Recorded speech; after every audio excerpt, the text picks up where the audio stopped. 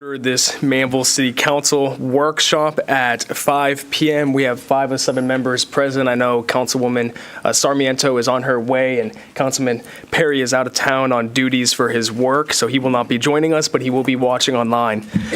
So we have 2 budget presentations. We will call the first up, and that is going to be Public Works. And so Dan will let you initially present it, and then have the presentation from Mr. Robbie.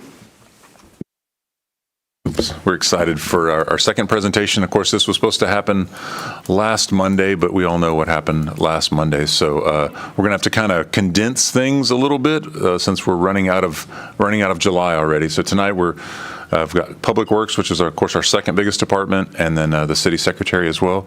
Robbie, you want to come up to is that probably the best place? And then he's got his, he's got Wale and Ray and Ernie here as well if y'all have any questions. Take it away, Robbie. Let me get this thing going. Good evening, Mayor. Good evening, Council. City of Manvel Public Works budget presentation. 24-25. The mission statement: the city of Manvel is a safe and responsible community, embracing the values of our past, present, and future citizens.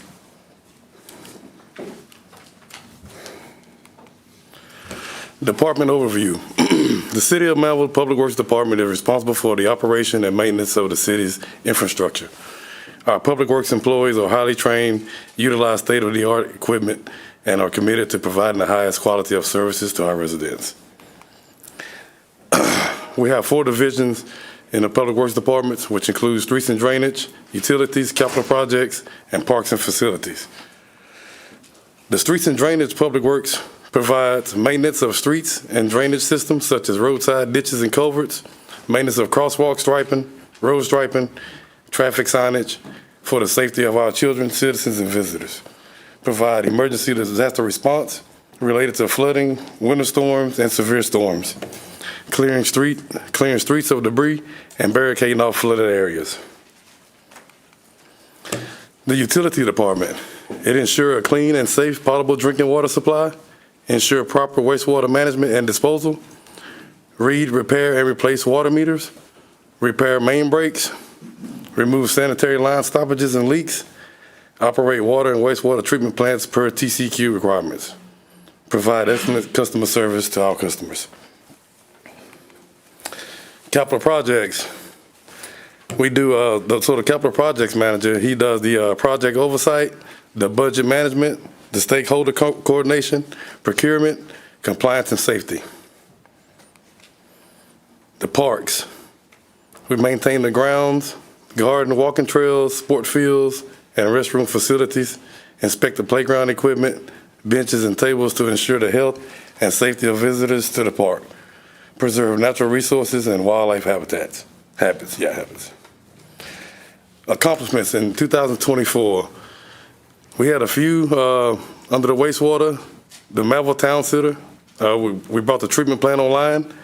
We did a survey of sanitary sewer system to eliminate inflow and infiltration, which is called I&I.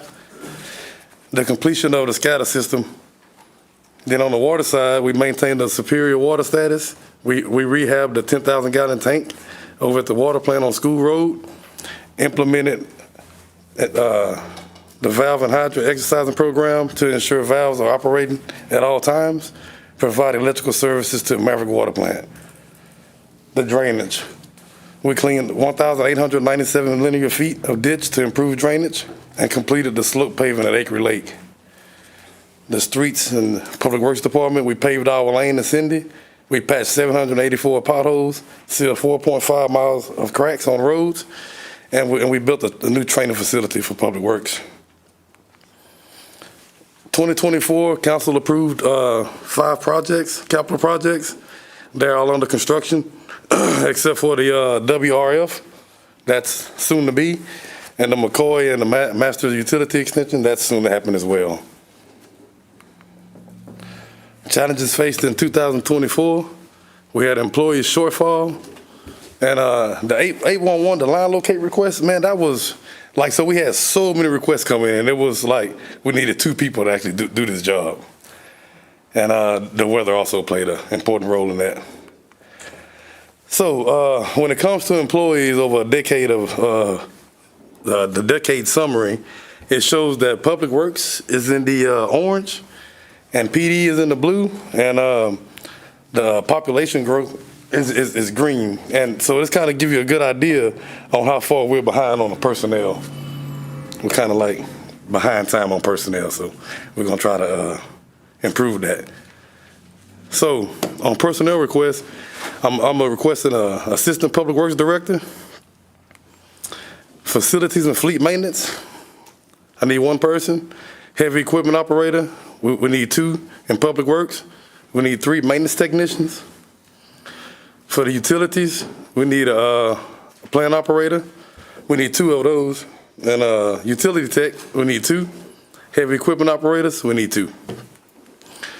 Capital projects, while they've been doing this by itself, he got 5 projects kicked off by itself, so we need to get him some help. So we're looking for a project manager and a construction manager. Parks, we don't have no one actually working parks right now, so at least one person to start off, that'd be great. So we get down to equipment requests, public works. We need a street sweeper. Right now, we don't have no way to actually clean the streets, you know, the debris and stuff like that, to keep all the trash out of the retention ponds and stuff like that, clean storm drain boxes. And then we also, I'm requesting a gooseneck dump trailer, which means that when we pick debris up and stuff like that, like down trees and illegal dumping and stuff like that, we have a easier way to get rid of it instead of using these dump trucks, taking up most of the road and stuff like that. Right now, that's the only means of getting rid of debris is using dump trucks. And on the utility side, we're asking for a Kawasaki mule. That way the operators will be able to cover grounds at a quicker and safer manner while keeping the plant clear of debris and vegetation. And we can also use that to like read meters, spray weed kill on right-of-ways and stuff like that. It has a lot of multi-uses. And then the second deal would be a multi-tank fuel trailer. This trailer will make it easy to maneuver diesel during emergency to generators, which means so right now all we have is like a 100-gallon L tank, and we have a couple generators that actually runs off diesel, so we have to make a lot of trips back and forth just to keep these things going. A sewer inspection camera, monitoring the collection system to detect inflow and infiltration. So what that does is allows us to go in and kind of camera the lines and see where the breaks at and stuff like that, or see if we have anything blocking the line or whatever. Capital projects, asking for a drone. This equipment will be used to inspect and survey areas in the city such as new construction, road repairs, and infrastructure. The PM software will be used to capture milestones and track the progress of projects. Thank you. Now I'm ready for the questions and answers. Robert, you did a great job. I see you're sweating bullets It's hot right up here, there. man. Look, you can lead us through a hurricane. You can Yeah, I know, take right? care of Yeah, that. just sweat a little bit. It's okay. I appreciate that. So I'll open it up to any comments or questions from council.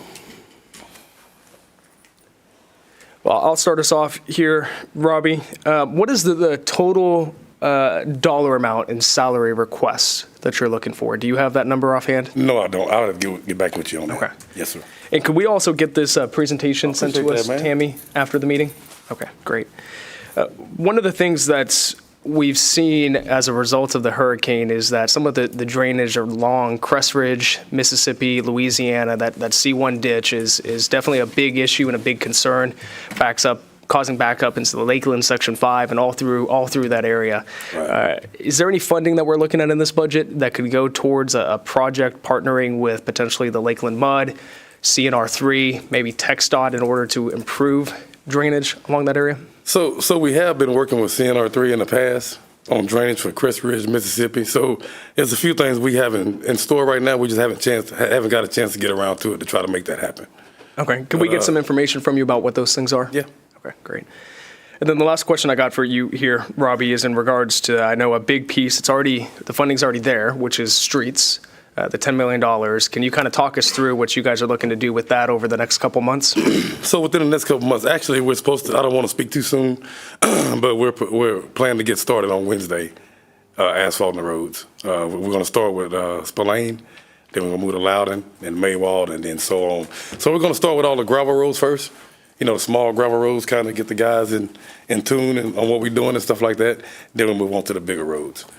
But as of right now, we're gonna start Wednesday, and hopefully everything goes right. The asphalt plant is cooking and everything, so we should be good. Okay.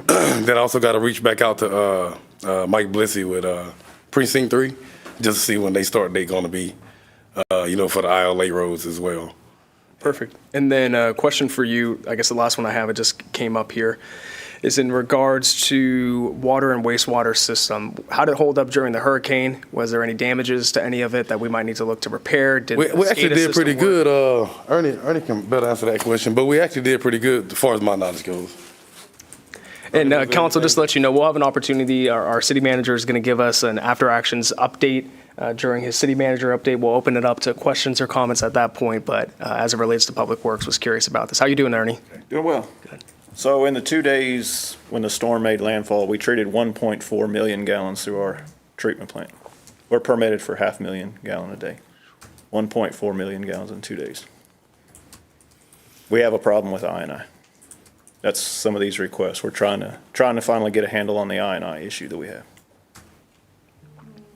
Other than that, everything went well. Can you elaborate on what do you mean by an ionide issue? So you have inflow and infiltration. You have breaks in manholes, breaks in the mains that allows rainwater to seep in, and that takes it hydraulically overloads the treatment plant. It takes capacity away from the treatment plant. It's not sewer going to the treatment plant, it's rainwater going to the treatment plant. Rainwater should be going to the storm sewer. Okay. And this is not any sort of impacts with people's drinking water? No, This is just this is just going into the wastewater plant. Okay, I heard Mayor Pro Tem Sarmiento go, kind of. No, ears has picked up there. nothing to do with the drinking water. Okay. Well, I guess it's good that we have the 315 gallons per day as the metric. So that's a great testament to that. So we'll make note there. Awesome. Thank you, Ernie. Council, any other? Councilman Lance. Mr. Ernie, come back forward, please. Thank you, sir. That overage, how much do you think went in from manholes? We have manholes that are low, or need to be elevated? Most of it, yeah. Most of it, you think, is from? So we did the sanitary survey of the 24-inch gravity flow that runs all the way down Highway 6 to 288. And we found numerous manholes had been hit by mowers, the lids were shifted off, some were completely open. So they've started working on it. They've got, I don't know, probably about 10 or so more that are in areas that are hard to get to. And that was one of the reasons why we requested a mule, so that we can load everything into the back of the mule and get into some of these hard to reach areas. But they are working on trying to address them. But there's some you think need to be elevated as There are some height as well? yes, yeah. Okay, thanks. No problem. Questions, Councilman? Anyone else? Well, one other question here for you for the mule and for the drone. Could we possibly look at, for example, taking one of the police drones that's old, moving it over to you guys? When I say old, it's year old, but moving it over to you guys and then getting them a different one that's in their budget so we can reuse what we already have? Is there potential for that, or is there potential to buy a used mule compared to $21,000 for a new one? Yeah, I would have to work that out with Chief. See what's.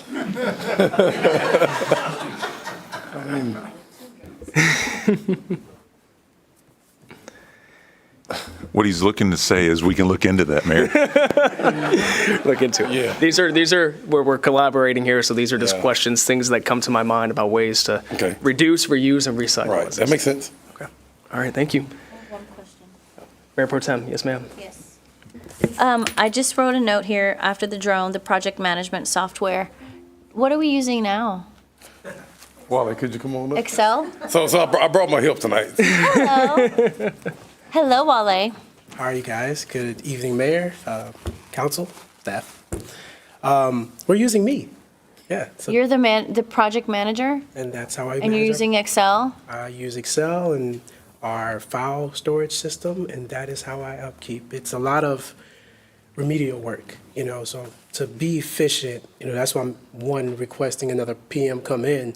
That way we can tag team a lot of the ongoing projects, but then also start capturing for record keeping our historic projects as well. We start entering into the project management software, get a feel for it, see how it works, and then we can start implementing our own process. how we start tracking, keeping up with, and hopefully we wouldn't have to continuously grow the department more. We'll have software that makes it easy for us to manage these projects, and it'll take a lot of man hours away from the actual inputting of data. How much time and effort do you think you would save with just having an efficient software to help mitigate the manual labor that you have to do? That's a two-way street, right? So it's not just the software that saves time. It's having a process in place, right? So, coming from outside of, a city, when I got here, it was pretty much like the thing you want to do, right? You want to bring in a home inspector that doesn't live in your subdivision that's friends with all the builders. That's what you guys know, right? So I'm outside, I have my own process, but I'm developing a process that benefits our city, the way we're growing, right? And we're growing very, very fast. So I can't use, Pearland's methodology to apply here.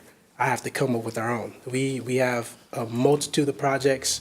They are taking off, they're getting relatively expensive, and, going beyond just stakeholder engagement, bringing in Bobby to look at all the contracts, bringing in Robbie to manage public works, Chief to manage the police station, Ernie to look at the EST. It's even starting to stress our own staff. So I definitely need another project manager just so that we I can hear you. So determine- you're like, hey, don't focus too much on the software. I need a human body and I need the software. Okay. I got you.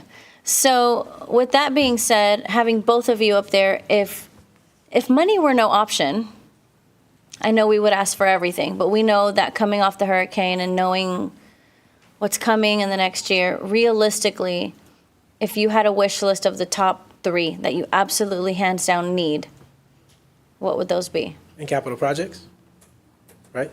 Or just public works? I was thinking in total, but I mean, because to me, capital projects are not capital projects. You need project management software. You want to go first? Well, honestly, I mean, it's kind of hard to say because I really need a street sweeper. Because right now we have I think it's 5 subdivisions. And that's a $2 million street sweeper, correct? Yeah. No. It's only 200,000. And so It's right only now, 200,000. Let's be clear that that's what we said. Okay. 200,000. So right now we don't have no way to clean the streets, nothing like that. After the storm came, we don't have no way to go through the subdivisions and clean the curbs, the gutters, and stuff like that. So what we're doing now, because we don't have one, is what? So right now we don't have really nothing. So how's So- it getting cleaned? So I would have It's to. not. Not right now. Okay. So I would have to order a 3-wheel sweeper, and all it does is just pushes. It doesn't suck. It doesn't pick it up. So it pushes So all we it can do out, is but just it push doesn't. Right. So we got to push it, then we got to pick it up, take it with the dump trucks and all this other good stuff. But with a street sweeper, we can actually just drive the truck down the road and clean as we go.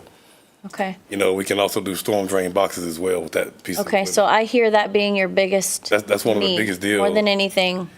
Well, personnel is a big issue too, We know that. We so, need people. Yeah. I get that. I know we all get that.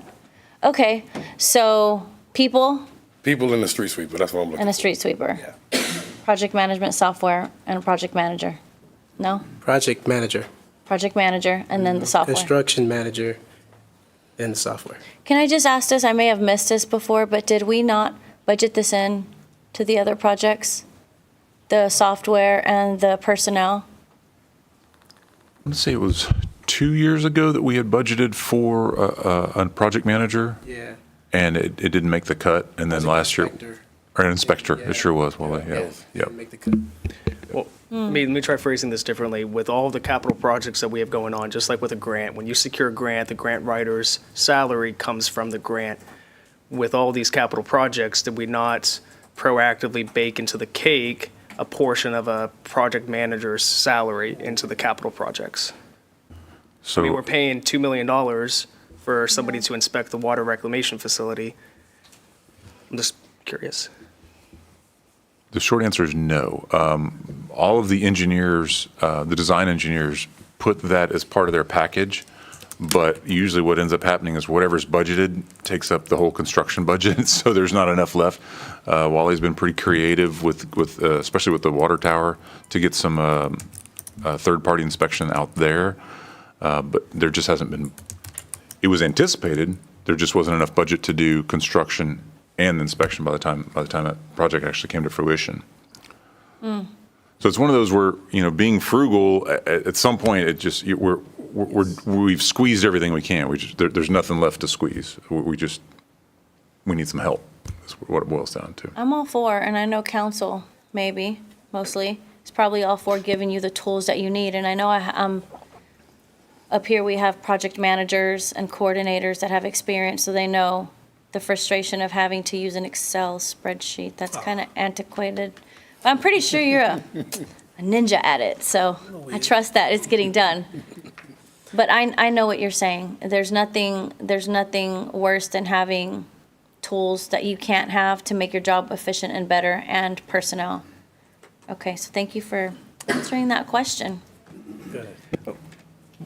Councilman Bonner? Yeah, Robbie, have we looked at lease versus purchase on some of this equipment? Is it even possible? Actually, we did. We looked at some leasing options, but I don't think we liked the result, right? No. It was. So we looked at leasing for vehicles, we looked at leasing for yellow iron, and it's almost disrespectful when you look at the numbers, right? So you can go lease a nice new piece of equipment, and then what you're going to spend, what would you spend on the bow mag in 1 month? Just doing large? Like 14,000. 14,000, and that's with government pricing, all the bells and whistles of incentives, all the breaks, and you still got to pay people to run it and take care of it. It's just like you would a piece of, and it broke twice, right? Okay, so it did break. So it was a brand new piece of equipment. We rented it, one of the first or second people, and it broke twice. That's So fine. then- I just wanted to make sure we had looked at that Yeah. Yeah, option. we haven't looked at it. Okay, good, thank you.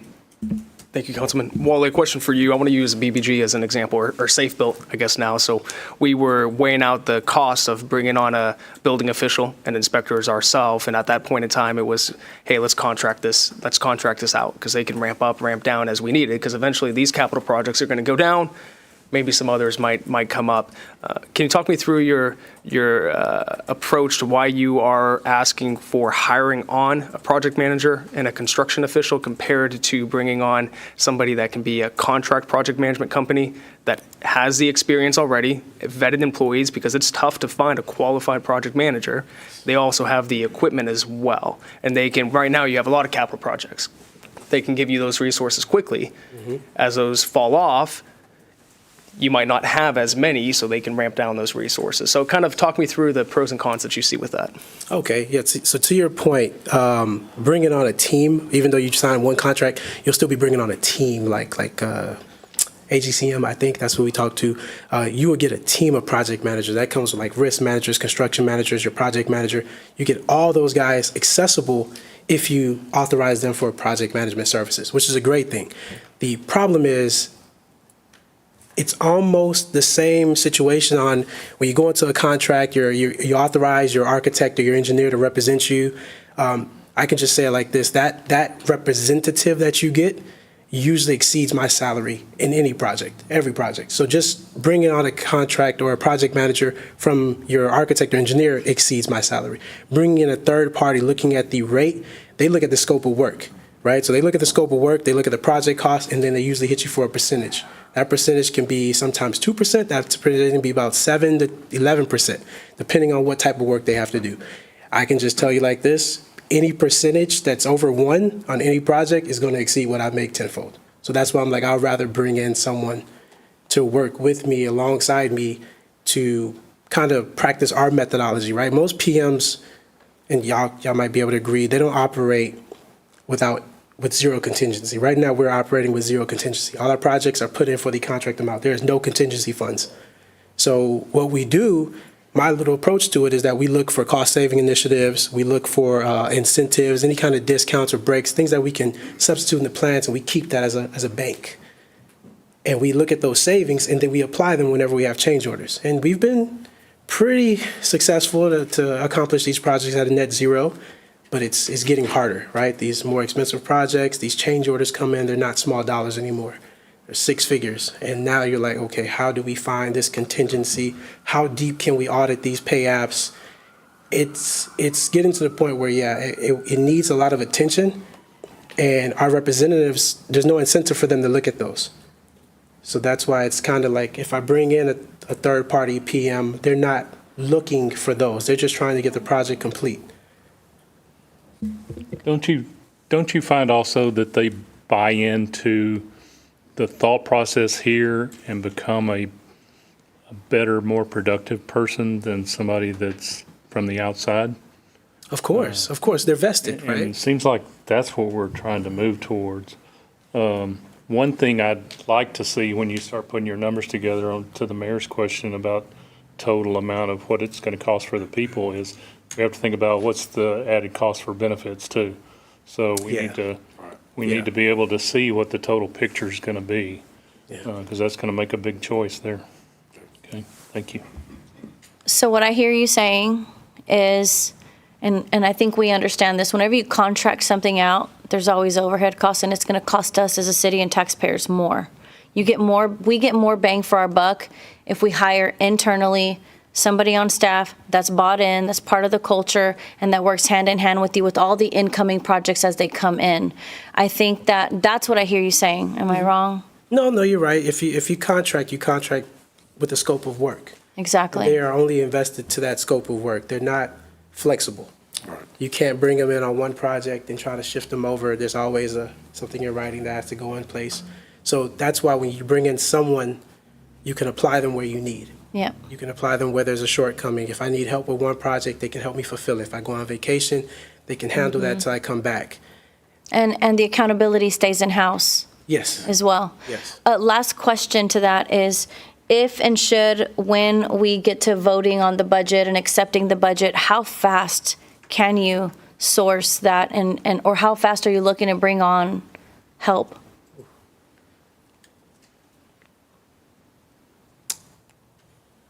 I would say before the end of the actual year, not the fiscal, but the actual year, before like December. And that forecast of bringing somebody on lines up with the projects that you have and the Yes. need that you need with the onboarding, the training and all that. So we're looking at a good year from now before you have someone vested Yeah, that knows everything and that can really be value to you. exactly. Okay, thank you. All right. Yes, Mayor. I was just going to say to Keith's question, so all of the directors have given their summaries to Rosie. So whenever Rosie does her presentation, that's when you'll see all of the, kind of how this all lines up. Here's all the personnel requests and the fringe benefits and insurance and all those extra costs. So I think that's next week, right? Yep, I believe so. Surprise. All right, well, gentlemen, thank you so much. Robbie, great job. Wally, thank you for answering the question. Same to you, Ernie. We will now move on to our city secretary.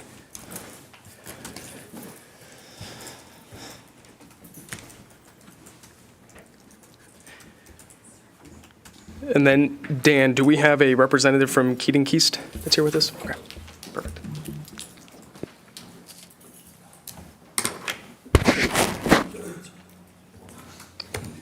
Good evening, Mayor and Council.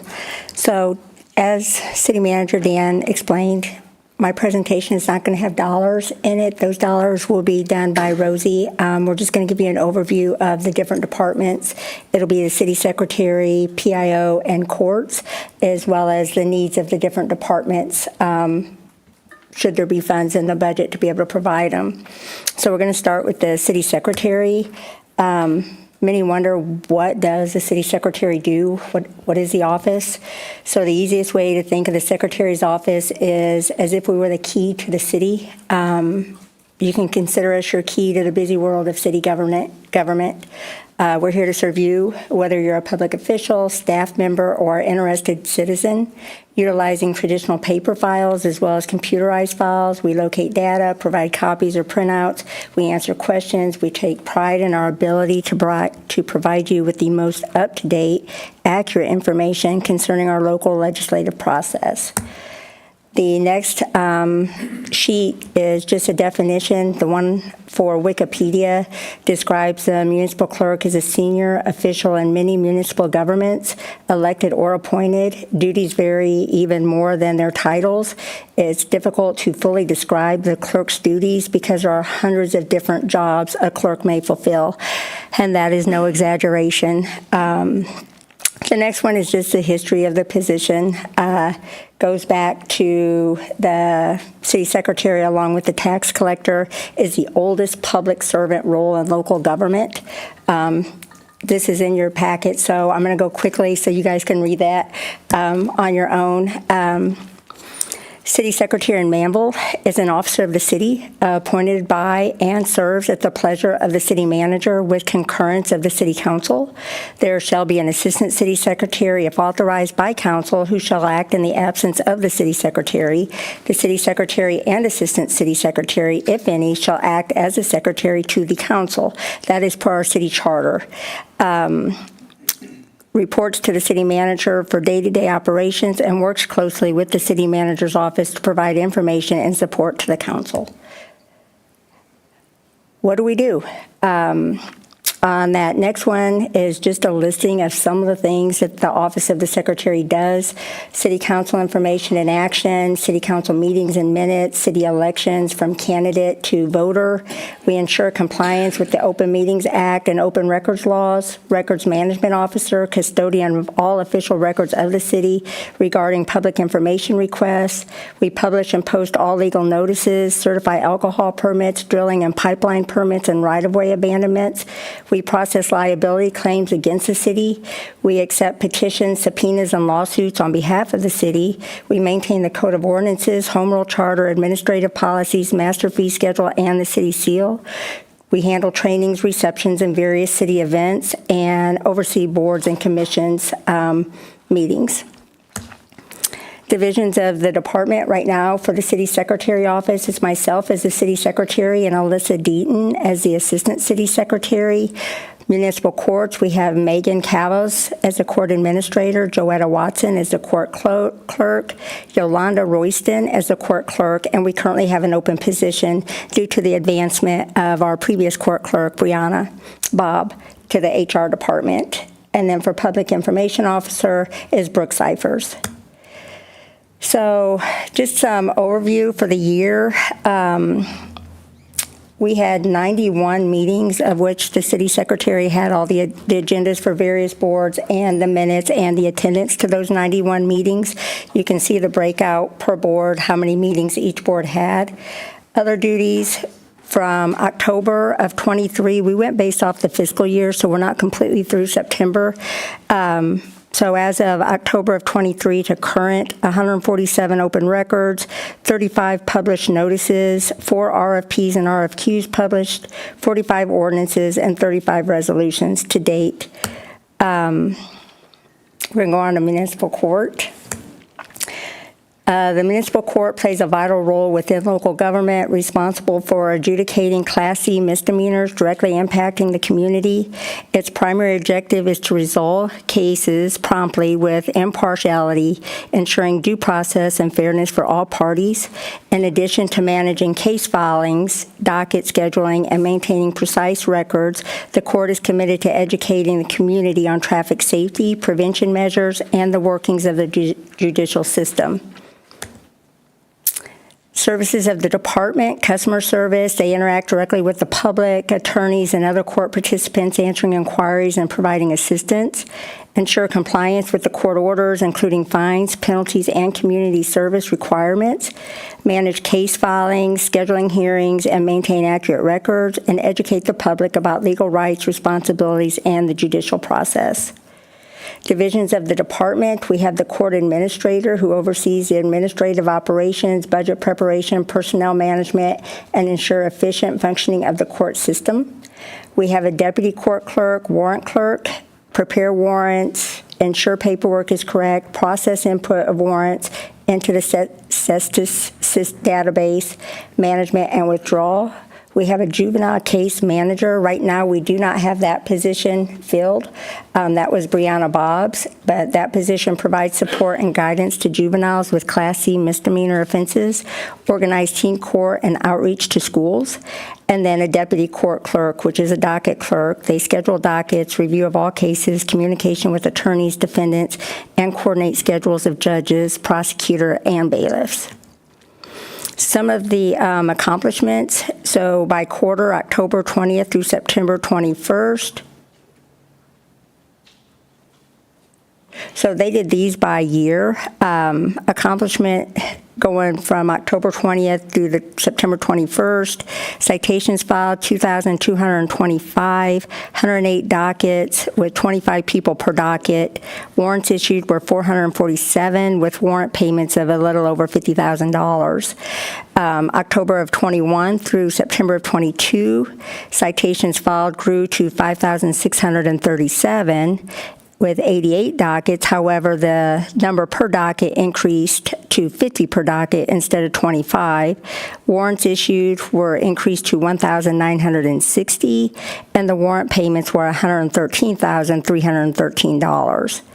For October 22nd through September 23, citations filed grew to 9,669 with 99 dockets, with that average person per docket was 75, up from 50 from the previous year. Warrants issued 1,089, and the warrant payments $107,892. And then we've got the current year, October of 23 through June 24. So as of right now, for the citations filed, we're up 9,811 with 122 dockets so far, with 100 individuals per docket average. Warrants issued 1,479, and warrant payments at $108,048.15. And so when you look at those numbers and the growth, we thank you tremendously for that extra court clerk. As the courts department grew, we failed to see the impact that that was really having on the court clerks. So thank you for that. Some 2020 to 2024 charted information. You can kind of look over that chart and see on the citation growth from 2020 through current, what that looks like between citations and warnings. For the municipal court docket and case trends, the same thing. You can look at the average cases per docket, the dockets, and the annual case average, and then the annual growth rate for annual case average. For the prosecutor time, we broke this out, and when we get a little bit further, I'm going to explain why we broke this out and where the importance of this comes in.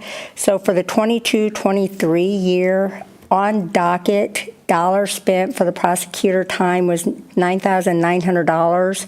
Off docket was $71,729. What that is the on docket is during court, when court's in session. The off docket is everything that has to do with phone calls and emails and anything that doesn't require them being in person in court.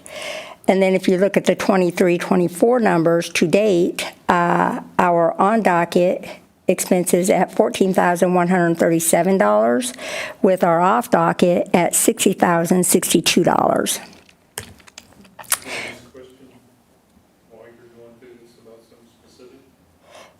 Yes, I may answer that, though, for you. Okay. Challenges faced in 2024, rapid growth, the teen court program, prosecutor time, community outreach, spatial limitations, and time constraints. The standout issues, our current challenge revolves around managing the city's rapid growth while concurrently undergoing training with limited staffing. Additionally, we are committed to sustaining the teen court program and enhancing community outreach efforts. Another critical concern pertains to the constraints we face in terms of scheduling dockets due to limitations in time and space. What we're asking for, possibly in the upcoming year, pending on what's approved in the new fiscal year budget for the for the police department and new officers. As the officers grow, the tickets grow, the court demand grows. So, pending on the officers that are hired, it could be possible we would want to come back and request a full-time clerk mid-year, based on the growth in the police department. If the police department doesn't get the staff that they're anticipating, then obviously that would change as well. The prosecutor, our ask is, right now we have a position in the budget for a legal assistant to help the city attorney.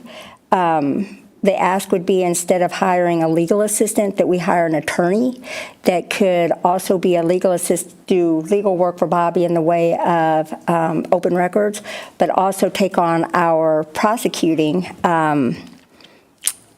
off-docket items. So what would happen is we would have our agreement with the current prosecuting firm, Gregg and Gregg, and they would be the ones to handle court cases, and then everything off docket would be all those emails, those phone calls. When the people show up in person, they could help them with that.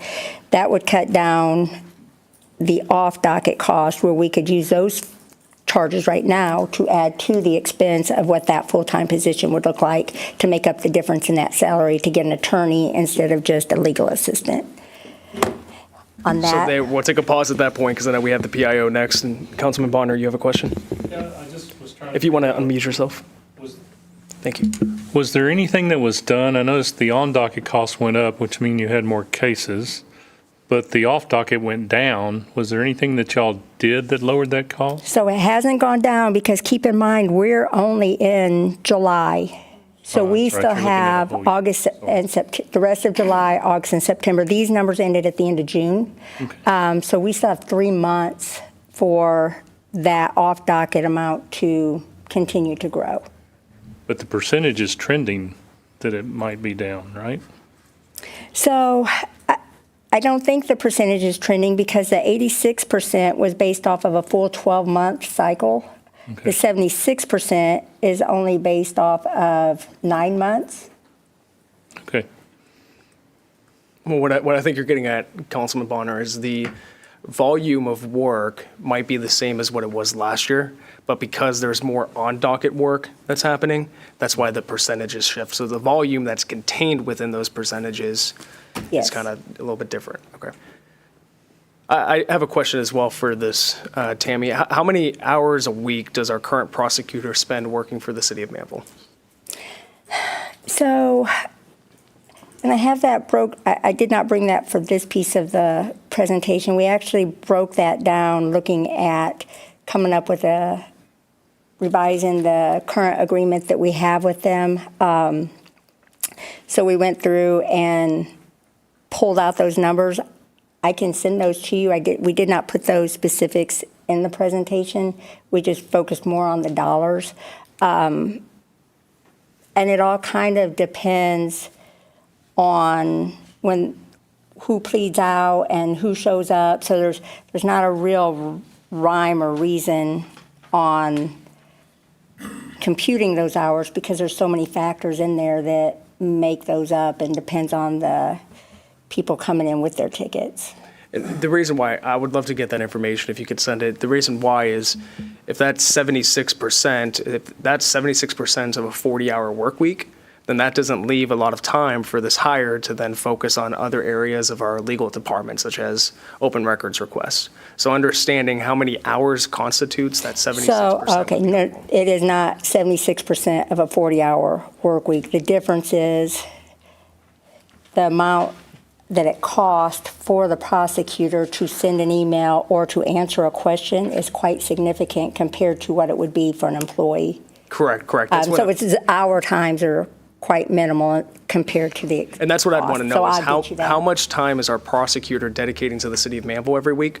Because if we're going to take the off-docket hours and take that in-house, if we hire a full-time employee, how much capacity is that employee going to have to be able to focus on open records requests or something else? So understanding what kind of bang for the buck are we going to get bringing it in-house would be super helpful for me. Okay. Thanks, Tammy. Before she continues on, Councilman Lance. Don't want to get in the weeds here too much, but it kind of fits into this issue right here. Chief, one thing that I noticed is from 2020 to 2024, it looks like our citations and warnings has gone up 5 times. But we haven't had 5 times growth in the past 4 years. So that's kind of makes me wonder what's happening. Is our city getting on the better side, or are cops just doing a better job, or what's? No, sir, we increased our traffic division by 3 officers. So we have 3 officers out there working strictly traffic complaints and traffic enforcement. Okay. Very good. Thank you, sir. Thank you. Any other questions, Council? All right, Tammy, please continue. Thank you. Okay, now on to the public information, and I apologize. Both Brooke and Megan were scheduled to be here this evening. They're both under the weather, so I'll answer the questions as best I can. They're watching online from home. Division overview, the Public Information Officer serves as a communication hub for the City of Manvel. It manages the dissemination of information to the public through various channels such as press releases, social media, websites, and public events. It handles marketing and promotion for events and outreach initiatives. Accomplishments in '24, we launched the Manvel Minute. The Manvel Minute is a bi-weekly 60-second recap of city council meetings for those who were not able to attend or do not have the time to watch the council meetings. Thank you, Mayor Davis, for those. Launched the monthly managers report. The monthly management report consolidates key insights and statistics from various city departments, providing a snapshot of the city's activities and accomplishments on a monthly basis. Launched the Manvel Link. The Manvel Link is a public-facing monthly e-newsletter highlighting upcoming events, announcements, and a bite-sized recap of the previous month. And launched Manvel MNS. That's Manvel's mass notification system. It shares alerts about emergencies and other important community news. This system enables us to provide residents with critical information quickly on various situations such as severe weather, road closures, water interruptions, and more. Last year in numbers, Facebook reach from October of 1st, 2023 through June 10th, 2024 was 187,400. Our page gained an additional 814 followers and accumulated 52,100 page visits. On Instagram, same time period was 2,800. And our page gained 183 followers and accumulated 1,100 page visits.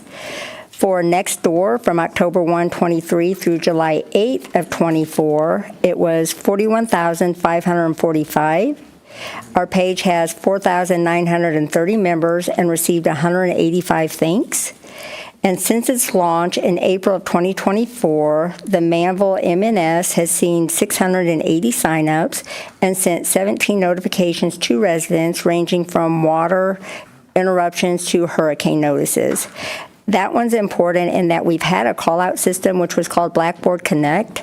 All of our data for the people that were registered to that did not carry over automatically to the new program. So the outreach of getting the 680 people physically to log in and sign up, that's a big deal in a short amount of time because we just rolled that out, I think about a month and a half ago, 2 months ago at the most. For the equipment requests, we're requesting a Sony 4K camcorder. This would be used to create better film projects such as the Manvel Minute. Estimated price is about $4,000. And then a MSI laptop. This is a more powerful laptop needed for video editing, Photoshop, Illustrator, and more, at an estimate of about $1,500. This would also have the extra programs needed during an emergency. What we found during the hurricane disaster, it worked better for Brooke to work out of her office than in the EOC because her computer had the correct software that she needed on it. So this would have that additional software that she could work in the EOC if needed. That's everything. Awesome. Thank you, Tammy. Any comments or questions from council? Oh, looks like we forgot the department name up there. It's all departments. It encompasses everybody. No, I appreciate it. That was a good presentation, and I don't have any questions about the PIO piece. Doesn't seem like council does, so good to go. Perfect. All right, Thank you, Tammy. So next, we have a presentation update from Keaton Keast on future Manvel survey and Manvel Today report. So thank you for being here tonight. What do you have for us? Let me switch.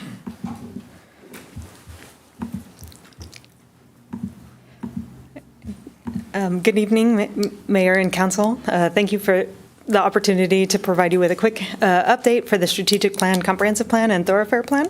I'm Jennifer Mack with Keaton Keast Collaborative. Gary Mitchell, unfortunately, has COVID and is recuperating at home, so that's why he's not here today.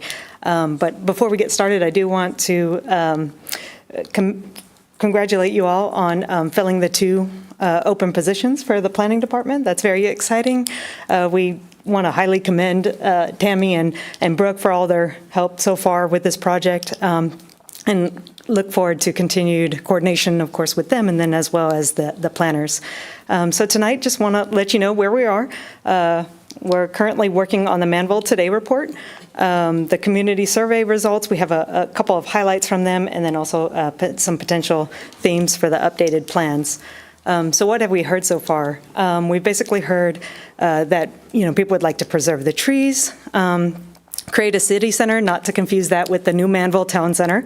With the new Manvel Town Center, they want to leverage growth, manage growth, expand and improve infrastructure, make walking and biking safer, address drainage, encourage environmental sustainability, improve regional mobility, promote local retail growth, enhance community identity branding. One topic that always came up was the Welcome to Manvel city sign here on Highway 6. Provide more parks and recreation, and protect the small town and rural charm. So the leadership and community engagement that we've had thus far, we've had 9 focus group sessions with residents. We met with the Manvel Alvin Chamber of Commerce. We had a forum on Manvel's future here at the Church of Harvest across the street. We got 676 respondents, which we thought was very good. We were aiming for about 500, so we met that goal. And then including tonight, we've had 2 city council workshops. We have a 21-page report of the community survey highlights, and then 2 project working group meetings with the staff. So just to kind of recap some of the pictures from what we've heard, somewhat from what we had so far, the focus group sessions were held here at City Hall, and then on April 11th was the Church of the Harvest. So from what you can see on this slide, as well as on this next slide, I know I kind of went through it fast here. The colored dots don't mean anything, but it's just to show you that we've had successful geographic coverage between all 3 of those events, in both the city limits as well as the ETJ. So some of the questions that we asked was, how long have you lived in the city? You can see that approximately 40% were newcomers, 1 to 5 years. But we also, on the flip side to that, we also had over 10% that were more than 20 years. So we had a nice range of people that responded to the survey. And what age range are you? We had at least 1 from every, I know you can't see under 18 years, but we had 1 under 18. And then the majority were from the 25 to 55 year range. We asked what were the top 5 priorities for people in Manvel's planning efforts. They're to no surprise, storm water management was number 1 with 51.8%. Safe community and city public safety services was at 46.4%. Parks, recreation, amenities, and programming at 38.7%. Commercial development that appeals to and serves Manvel's residents, such as sit-down restaurants and non-chain shops, were at 37.8%, and then infrastructure, condition, and capacity was at 36.9%. The 6th highest priority, which was just slightly outside that top 5, was retention of some semi-rural and less densely developed areas as Manvel grows, to keep the area accommodating to wildlife. So these next set of questions were things that we heard throughout the several meetings that we had.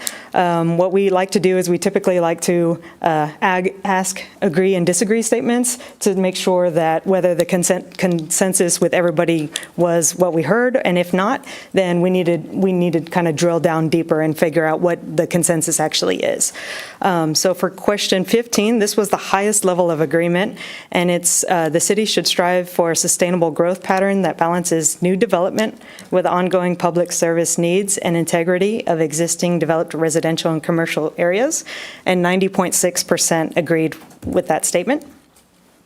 Now, on the flip side to that was the lowest level of agreement, which there were 2 that tied for that at 64.1%. It was the city should explore ways to adjust local regulations, including limits on the sale of alcohol, to to allow for breweries, wineries, and other event and community spaces that sell alcohol and food as seen in similar Texas communities. That had been brought up quite a bit during the focus group sessions of people wanting to be able to have like breweries or wineries nearby. So that was at 64.1% level of agreement, 18.1% disagreed, and then 17.8% had no opinion. So the most surprising to us was that again, tied for the lowest level of agreement, whereas Manvel has a few properties along Highway 6 that currently only have industrial uses. These zoning designations should be changed so that additional uses are possible if the properties are sold or otherwise become available for redevelopment or for development. And again, only 64.1% agreed, 20.8% had no opinion, and then 15.1% disagreed. The next question, the city should explore methods other cities use to encourage desired and beneficial commercial development, such as incentives and grants to help existing small businesses with building upgrades. 81.9% agreed with that statement. The city should carefully consider the location and proposed density and design of new residential development to avoid encroachment into areas of Manvel where preservation of larger acreage properties and open land is desired. We had 87.6% agree with that statement. The city should update its zoning ordinance to intentionally maintain agricultural land and large lot sizes in certain areas of Manvel. 78.1% agreed with that. The city should prepare a new site development plan for the 160 city-owned property east of Del Bello Lakes. 71.2% agreed with that.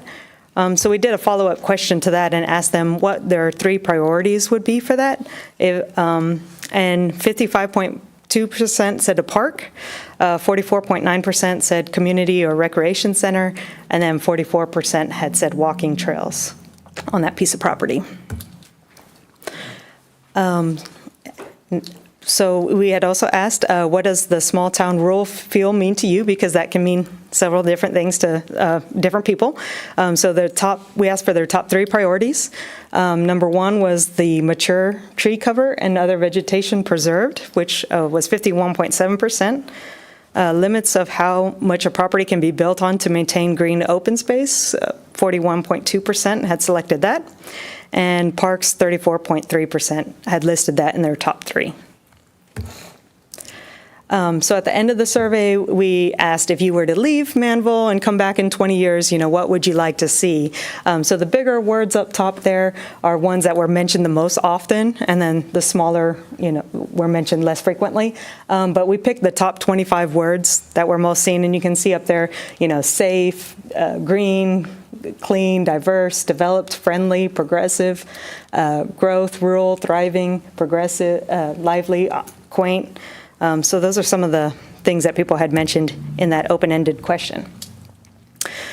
So in your Manvel 2015 comprehensive plan, the vision statement was actually an original statement from 2007 and 2009 that was reconfirmed in 2015. And as you can see from everything I've said tonight, it's basically reconfirming a lot of what's already there.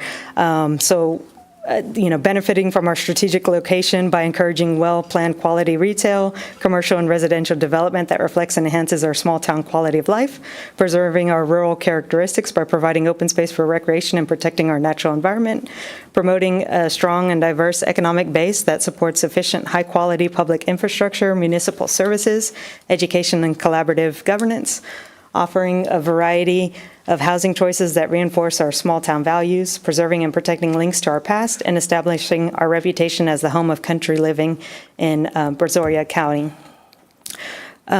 So 6 potential themes that we think are that we're looking into for the strategic plan that will feed into the comprehensive plan is, and then of course the number one, the biggest one that you just saw in that word art cloud, safe. So, example, public safety services, storm drainage and resilience, before and after events like the Hurricane Beryl. 2, connected, street network, trails, sense of community, events, places for people to gather.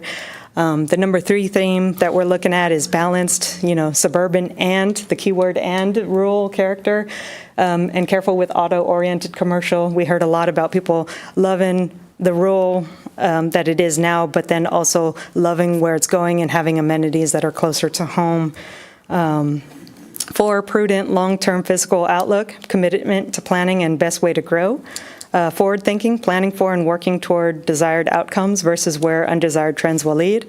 And 6, opportunistic economic development, and linked to these plans to upcoming Manvel Economic Development Vision Strategic Plan. So right now, we're coordinating with staff to schedule the next workshop with you guys so that we can present the Manvel Today report and the draft of the strategic plan. And sorry, I tried to run through it because in the interest of time. You did great. You did great. Council, I know we're a little over time, but do you have any immediate questions, comments? Mayor Pro Tem Sarmiento? No. Oh, you said, oh, no. Okay. Anyone? Dan, anything that you'd like to add? I just wanted to highlight again what Jennifer mentioned about 676 folks that had input, and meaningful input. So they're doing a fantastic job. I mean, exactly what we hired them to do, to get input. And if you recall, they started about the same time that we started our strategy sessions. So some of the exact same information is coming both ways. So it's pretty exciting. I keep talking about Joe's, our director that's coming back. And so I'm forwarding all this stuff to him, like kind of getting him fired up about it too. So hopefully he can just kind of hit the ground running. I know Jennifer is excited about that too. So. Oh, I love the one about opportunistic and talking with our MEDC and the vision, the strategic planning that they're working. It's all coming together. And so that's a great update. And we look forward to having you come back before us. Great. All right. Thank you so much. So council, let's go ahead and dive right into our regular meeting. I will officially call to order our regular session of Manvel City Council at 6:02 p.m. with 6 of 7 members present. We will start with our invocation, and we have Pastor Jason Lee of the Church of Master's Road that is here tonight to lead us in the prayer. And Pastor Jason, just want to say a heartfelt thank you and express our gratitude. You guys, again, opened up your church as a cooling center. You provided 3 meals for the community, so thank you for what you guys do. If you want to please come forward, and the floor is yours. Let's pray, Lord. We just want to stop and just pause. And your word teaches us to rejoice when others rejoice, and to weep when others weep. And so, Lord, we rejoice in preserving so much during the storm, and from lives to property, and those that got through this. And God, we rejoice in that. All the things that we don't see that you saved us from, we have a grateful heart for that. God, we also weep with those that are going through difficulty and have loss, whether that's personal or property. God, we know that people are still going through difficult times, and I thank you that you teach us to love our neighbor as ourselves. And God, I'm so thankful for this city and this community who just continue. We got to see that. Neighbors loving each other and taking care of each other with meals and clearing out property. And God, we know that we reap what we sow, and I thank you for those good seeds that were sown, and it would just strengthen neighborhoods and neighbors and relationships and bonds. And I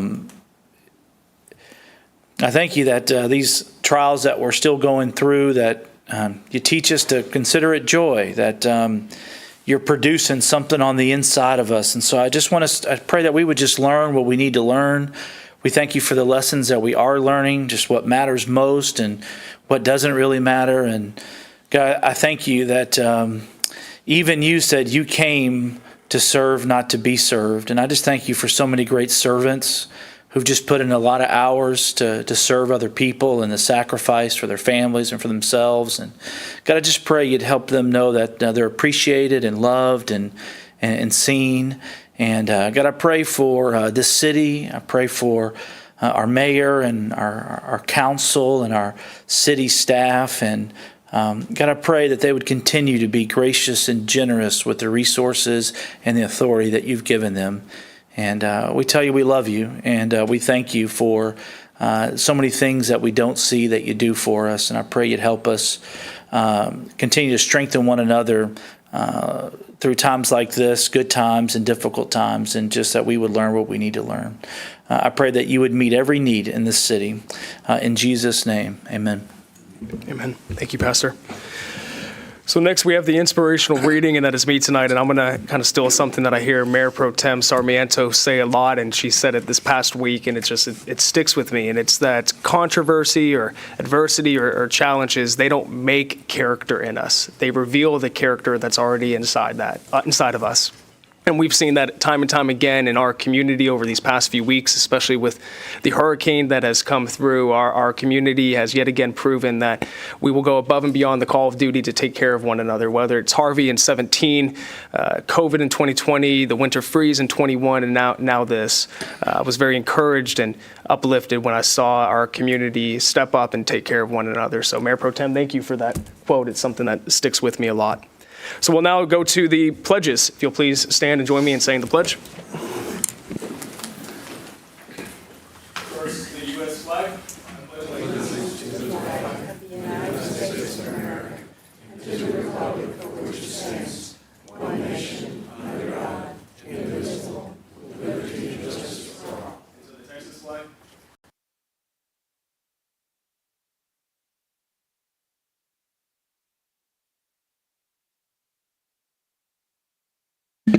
Thank you, everyone. We now have two presentations for tonight.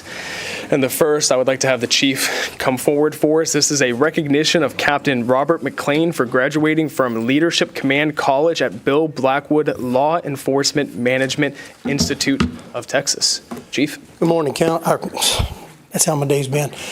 Good evening, Mayor, Council. Thank you for allowing me to present this recognition.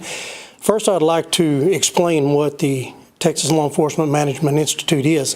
It is a 9-week executive management training for leaders in law enforcement. Back in 2001, when I went through the training, I graduated the class in 2002. It's a three-week modules, and it is held at 3 different locations throughout the state. First one being Texas A&M for 3 weeks, Denton at the Texas Women's University, and finally at Sam Houston State University, where it is finalized. Part of the curriculum for the training is, on the academic side, is each participant has to write. Now, when I went through it, it's called an administrative research paper. I think they changed the name now to something different, but it's actually the academic side. You have to create or write an administrative research paper based on any topic in law enforcement. Then that is presented to a board in your third module. After you graduate, that is then published and placed in the library of Sam Houston State University. So you actually have a publication for that. So when you complete this training, you also get a designation of LCC, Law Enforcement Command College, that you can, it's kind of like MD for doctors, MBs for, degrees such as that. So it's a great challenge to complete this training program. Back 4 or 5 years ago, this is before I really had captains, I guess you would say, or upper management through the police department, I challenged the sergeants to complete this program because this would be their next step in their career path, I guess you would say. I had several sergeants. Captain McLean at the time was a sergeant. He was administrative sergeant. He, along with 2 others, actually 3 others, applied for the training. It's a 3-year waiting list to get to the first module. They accepted I think it was last year, Captain McLean went through his first module. Just a few months ago, the other 2 sergeants that were on the list, they made it through the first module. Captain McLean was actually able to complete modules 2 and 3 this year. So with that said, I would like to recognize Captain McLean for completing the Law Enforcement Management Institute of Texas. It's a great honor to have this completed training, and it also helps through the management side of the city's police department. Captain?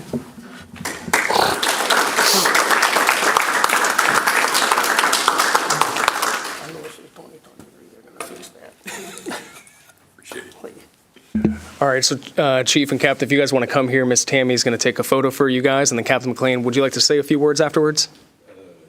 All right, awesome.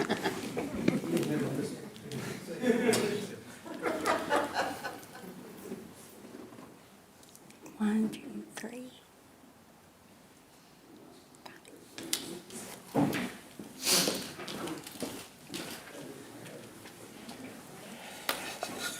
Thank y'all for having me. Now, this has been a great honor. I've been trying to get into this thing for well over 10 years, and the agency I was with prior, there just wasn't a circumstance where that was going to happen. And I made it known to Chief Traylor very early on that this was a priority to me in my career development. And the opportunity was there. During COVID, I got forgotten about. So I was on a waiting list for a very long time, but it was well worth it. And I've been able to immediately put this stuff into practice to help our agency and the city as a whole. So, and with that, I appreciate the funds and stuff that we've helped with the state to be able to do this, because it was 100% free across the board. Didn't cost us anything, just time. And then, of course, my wife putting up with me being gone for so long. But it was quite an honor. It was quite an honor. So I appreciate the opportunities. Congratulations, Captain. It's a big accomplishment, and we're proud of you. Thank you. So, thank you. So next in council, when we go to take the photo, I'm going to have you join me around here in the front. But we actually have a special recognition tonight. So we have something new that we're doing, and it's called the Servant Leadership Award. And for those of you who don't know Ruth Dietz, you guys are missing out. She is a gem. For the past 10 years, she has been serving Manvel and the greater Manvel area, is what I call it, providing foods to those who have come upon rough times. She's been doing that for 10 years straight, and I'll let her share some of those statistics with you. She has decided to now hang up the hat, and she is no longer running her mobile food pantry that she's doing, but at the end of it, she still had over $40,000 in the bank. And she donated all of that money to the Houston Food Bank to provide over 120,000 meals through the Houston Food Bank. And I know my family and we've benefited from Ruth and her servant leadership. She is the epitome of being a servant leader. And so we wanted to do a special recognition tonight for you, Ruth. We would love for you to come forward. We have a little memorabilia here, a little honor for you, and then we'd love to have you say a few words. So if you would please join me in congratulating Ruth and giving her a round of applause.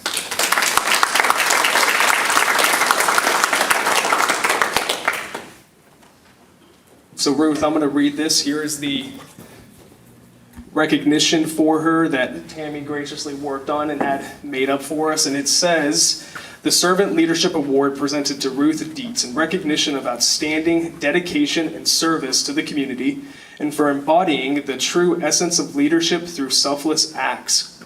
Your actions inspire, your humility guides, your compassion transforms. So, thank you, Ruth.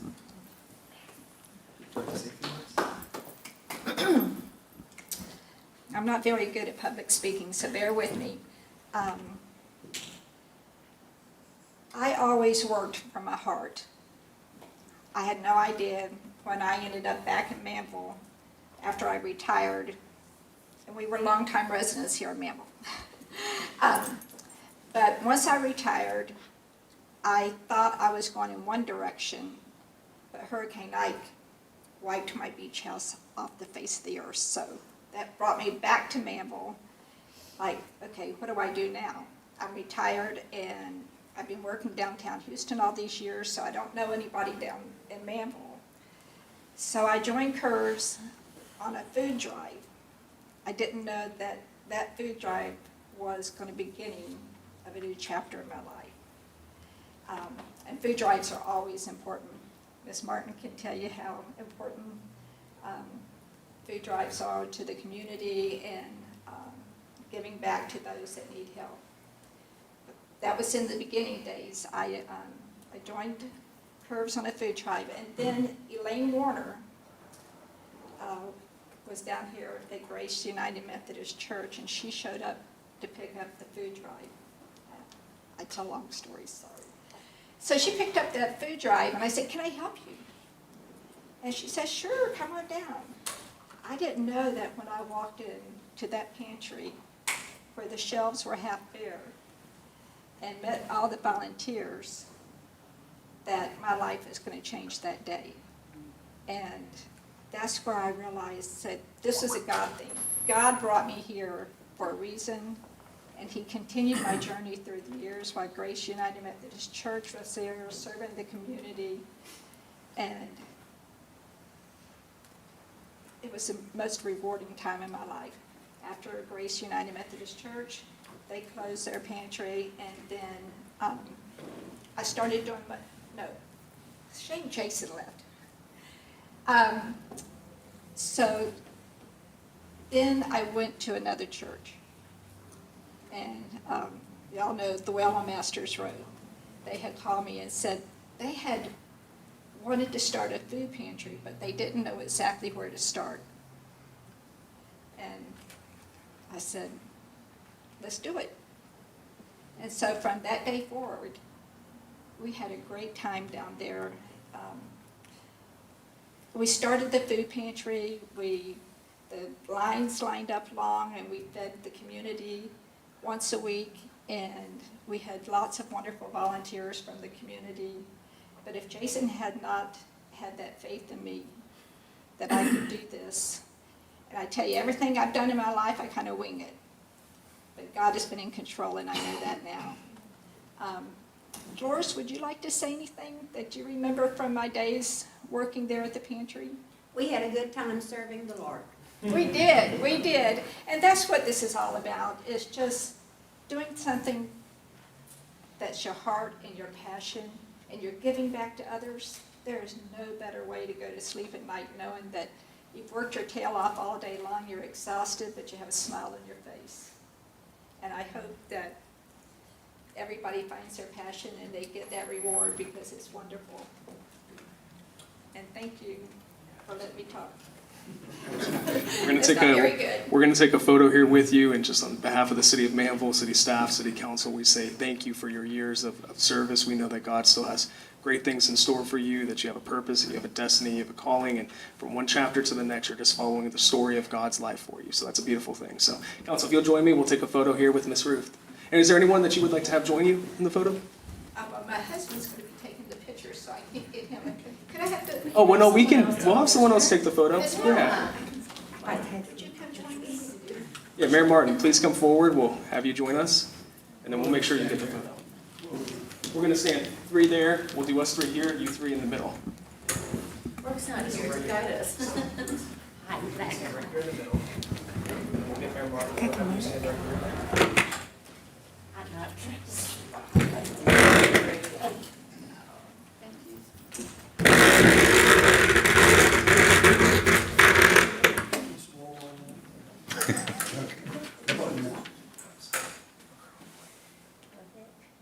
I'm gonna take a couple, okay? So, ready, 1, 2, 3. Got it, thank you.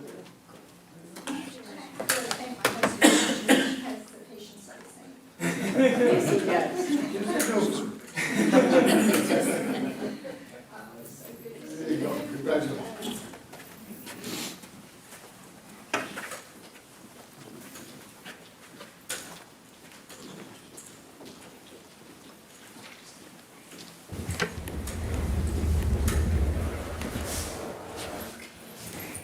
All right. Well, thank you, everyone. We will now move on to public comments. We have one that has been submitted, and I'd like to call forward Mr. Alfred Froberg.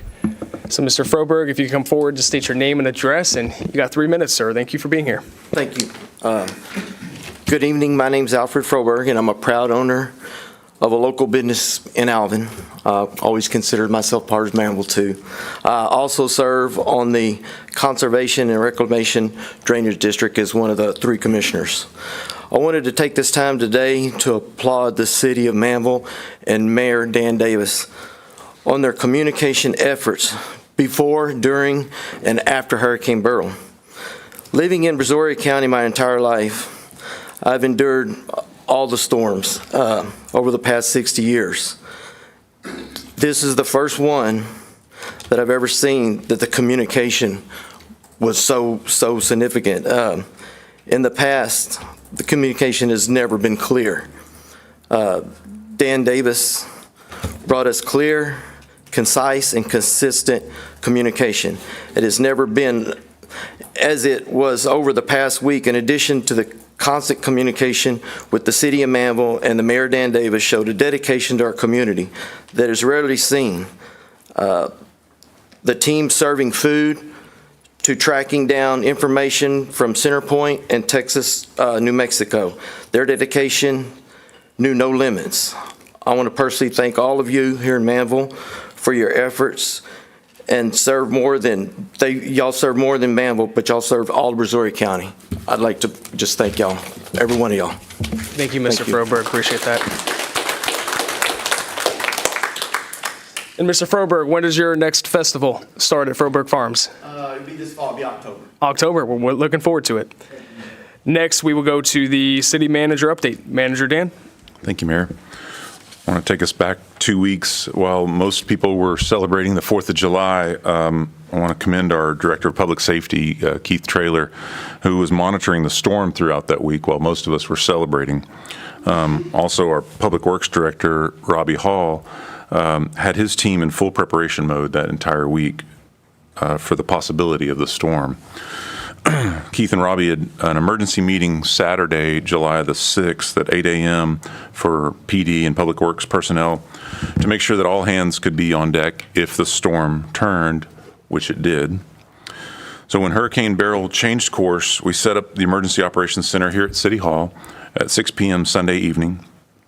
PD and Public Works patrolled throughout the night, watching for downed trees and debris in our ditches until the sustained winds became too dangerous to travel in. As a Category 1, Hurricane Beryl made landfall at approximately 4 a.m. near Matagorda. At that time, Manvel was seeing sustained winds of 30 miles an hour with frequent gusts up to 65 miles an hour. But by between 6 and 7 a.m. that morning, we had sustained winds at 44 miles an hour and gusts up to 102 miles an hour. At that same time, Lake Jackson was seeing 107 mile an hour gusts, and Freeport saw 118 mile an hour gusts. So I think about our plan reviews and our inspections when we hear the complaints about windstorm requirements, and we're talking about 110 and 120. We're right there. Just one gust can really damage structures.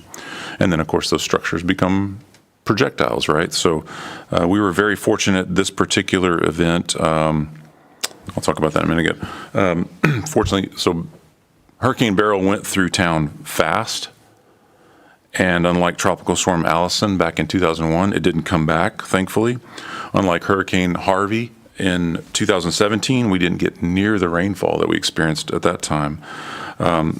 So the vast majority, of course, of damage that we saw in town, and we see it all over if you drive around, of course, those big, beautiful, mature trees, of course, lost many of those, not just branches, but completely uprooted some of these big trees. And, of course, probably miles of fence that was, and it's interesting now. I'm sure you think back to our fence criteria that we have now, and you see some of these fences that are turned over, and the entirety of the concrete, maybe one sack of concrete on these posts. And who knows if they would have been done with our new criteria, would they have lasted better? I don't know. Some of our employees were up here for 48 hours, the full 48 hours in the EOC that we were open from 6 p.m. that Sunday evening until 6 p.m. Tuesday evening. Even though these employees, almost all of us were without power at our own homes. So things that were going on at home, we're worried about our families, and our staff was up here trying to take care of the community. Last week, our department directors, we got together to have an after-action report to discuss the triumphs and challenges, action items, and next times.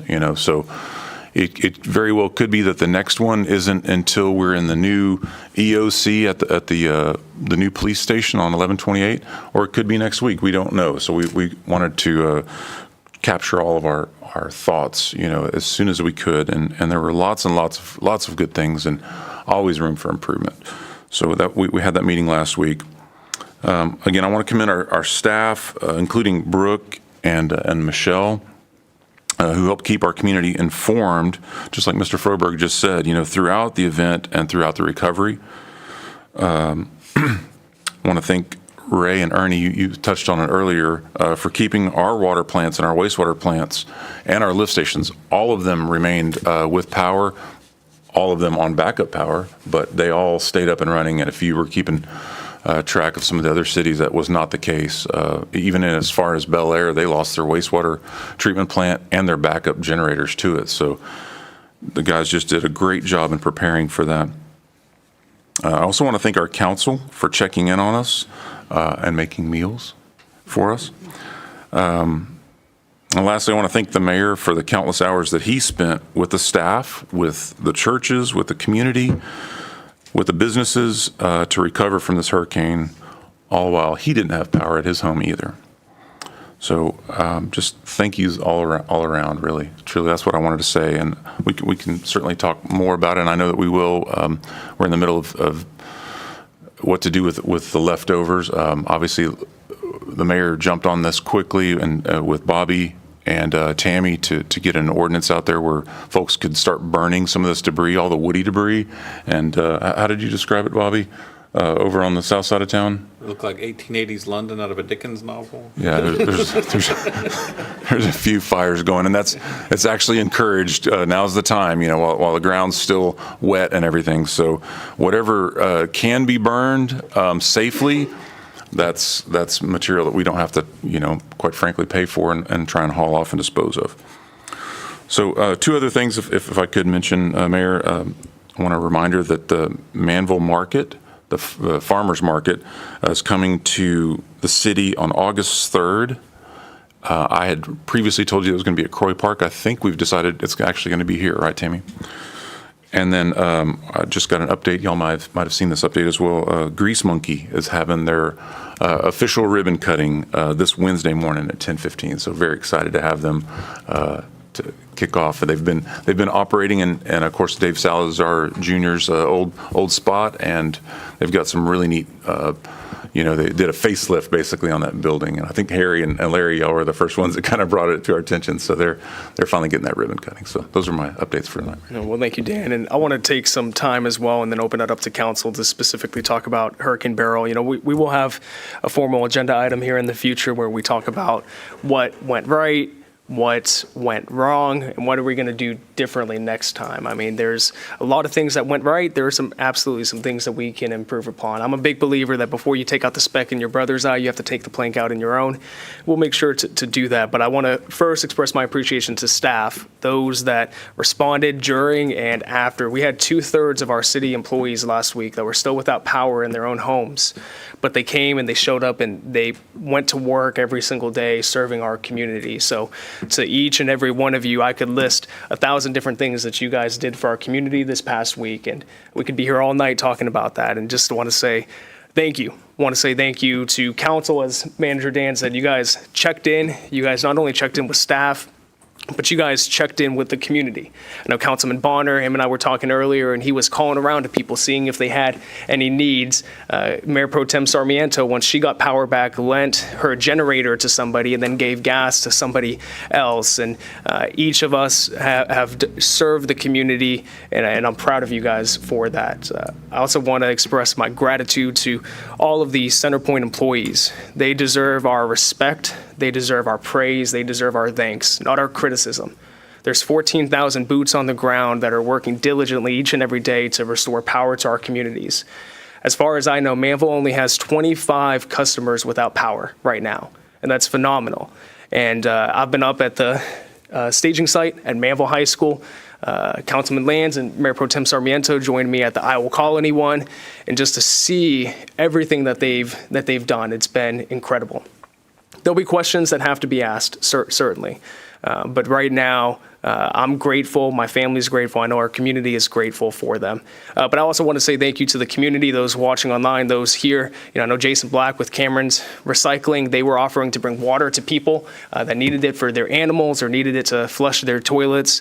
I saw so many acts of people going above and beyond to take care of one another, to serve. The Meridiana community raised $5,000 to buy supplies to take it to the Manvel staging location. Rodeo Palms did the same. Froberg Farms brought 1,000 slices of watermelon to the Manvel staging location. And as I said in my inspirational reading, it's this challenge has revealed our character as a community, and it's something for us to be proud of. And I know that I am proud to call Manvel my home. So we still have a lot of conversations to have about this, but I appreciate everyone, what you've done. Council, any comments or statements that you guys would like to make? I was just really proud of our community. One of the things I saw on the news the second night after the storm was about all the curfews around. And I thought to myself, because of the people that live here, there was no reason for the chief to have to worry about that and for you as the mayor to stop and think about putting a curfew in Manvel. We just didn't have those problems, and I think that's about the people. It starts at home. So I was really proud about that for our community. I just want to thank the mayor because he is a millennial and knows how to operate social media phenomenally, whereas some of us don't. But he took that skill and was able to be a beacon and really shine his light, honestly. Say what you want about social media, say what you want about liking him, disliking him for those out there, but I think that this proved phenomenally that we need to get comfortable with social media when connecting with our communities. And I think that he phenomenally took the job of taking the information from what Manager Dan and council and staff was doing, and then going to get the information and sitting in on meetings and then relaying that information. And that's a skill set to be able to take complicated information and make it pragmatic, simple, and communicate it to everybody. And I was very proud of our community, of Manvel, of just us stepping up, the phone calls, the stuff that no one saw on social media, the behind the scenes that we as a community know and feel. That's inspirational to me. It was very sad to see so many leaders attack Centerpoint and others. And like you said, there will be a time to go after and hold certain people accountable. But right now we have to be the light, and I've said that. And I think that we've done that. I think our community has done that, and it's inspirational. It feeds us. It motivates us to continue to do better. So I bring the same sentiments as the mayor and our council. I'm very, very proud of the community. You guys really showed what Texas Tough is, and Manvel Strong is as well. Thank you guys for being you. Thank you, Mayor Pro Tem. Thank you, Councilman Bonner. Council will now move on to the consent agenda. Any comments or questions? Hearing none, do I have a motion for the consent agenda?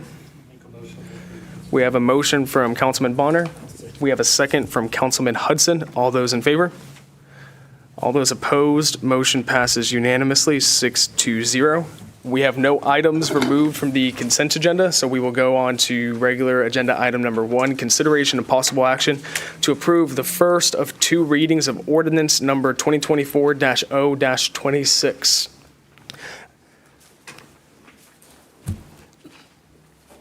Welcome. Thank you. Yes, my name is Ian Knox. I work with Safe Built and BBG. Evan normally attends, but he had jury duty today. Lucky guy. Just kind of an overview. This is an SUP request at 17518 Highway 6 for ambulatory medical healthcare services. This was heard at the July 1st meeting, and I believe, and correct me if I'm wrong, there were some questions for the applicant, and I do believe he is here today. I can give you more information if you'd like, but I know you've already heard it. But I will be here for any questions you may have after the applicant speaks. Sounds good. Thank you so much. Thank if the applicant would be willing to come forward, we want to give you a few moments to give a presentation, then we'll open it up to questions and comments. If you could just state your name for us as well, sir. Appreciate you being here. Good evening. My name is Amir Bashiri. I've been in emergency room and healthcare executive for over 30 years now.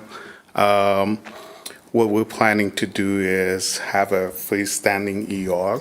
The best way to describe it is it's a hospital ER without the hospital, basically. I mean, 24/7. We're going to have a board certified doctor, nurses, radiology tech, CT, lab, pharmacy. We're not allowed to close the doors for hurricane unless you tell us to close them. So it seemed like it's a need in this community. And if you have any question, I'll be more than happy to answer. Thank you, sir. And how did you guys make out during the hurricane? I live in Lake City. I lost a couple of trees. I count my blessing. During Harvey, I lost the house, so 2 trees was good for me. Absolutely. Well, Manager Dan, is there anything that you would like to add? No, just as a reminder, Councilman, you can kind of see it there in the footnotes. So this was scheduled for the last meeting, and there were some questions that came up that we couldn't answer, and so that's why we asked to just go ahead and table it. There were some questions I think that y'all wanted to ask about maybe other locations, other facilities that you've had that you can sort of. Like I said, I've been involved in this business for many, many years. I mean, I've been anything from the nurse on the floor to healthcare executive. In Brazoria County, I actually opened up an ER in Lake Jackson. It wasn't my ER. It was I was working for a corporation. This ER, I'm one of the owners. There are 3 owners, 2 doctors and myself. We're not affiliated with any corporation. We're not affiliated with any of the big names. Basically, small business owners, right? I'm invested in other ERs throughout the state of Texas, and manage at least 2 ERs right now, one in Congo and one in Cyprus. Thank you for that. So we will now open it up to any council comments or questions. Council? I'm sorry, I didn't catch your name. Amir, A-M-I-R. Amir? Last name is Bashiri, yes. Bashiri. Bashiri. Yes. Okay. Any, do you know the Kudraths? Yes. Dr. Kudrath? Yes. Okay.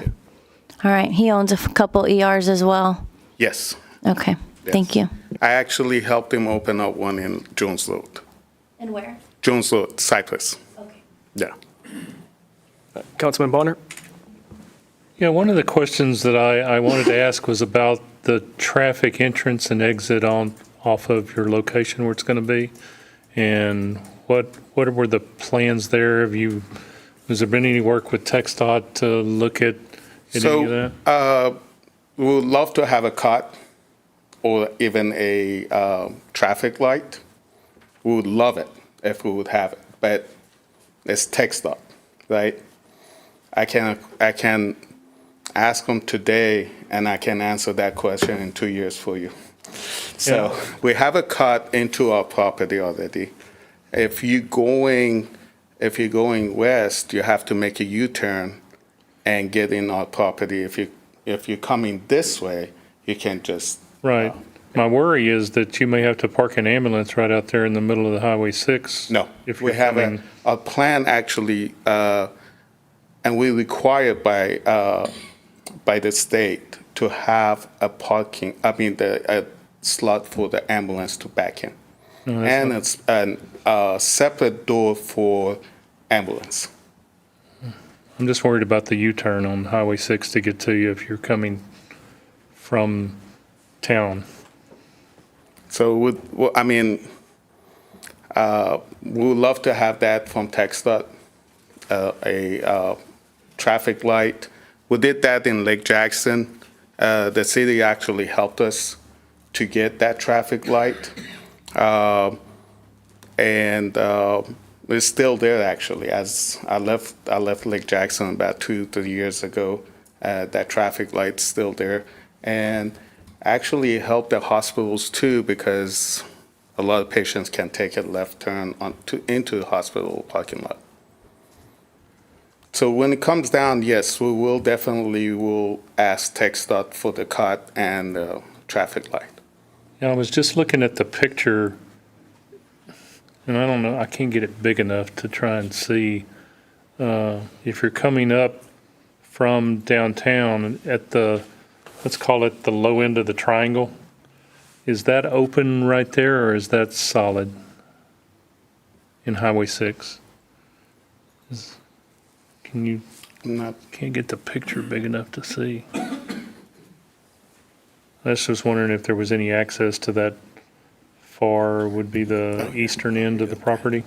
So you're referring to the small portion of the pizza slice, Right. I guess we'd say? It looks like the median starts about a quarter of the way in, heading west on Highway 6.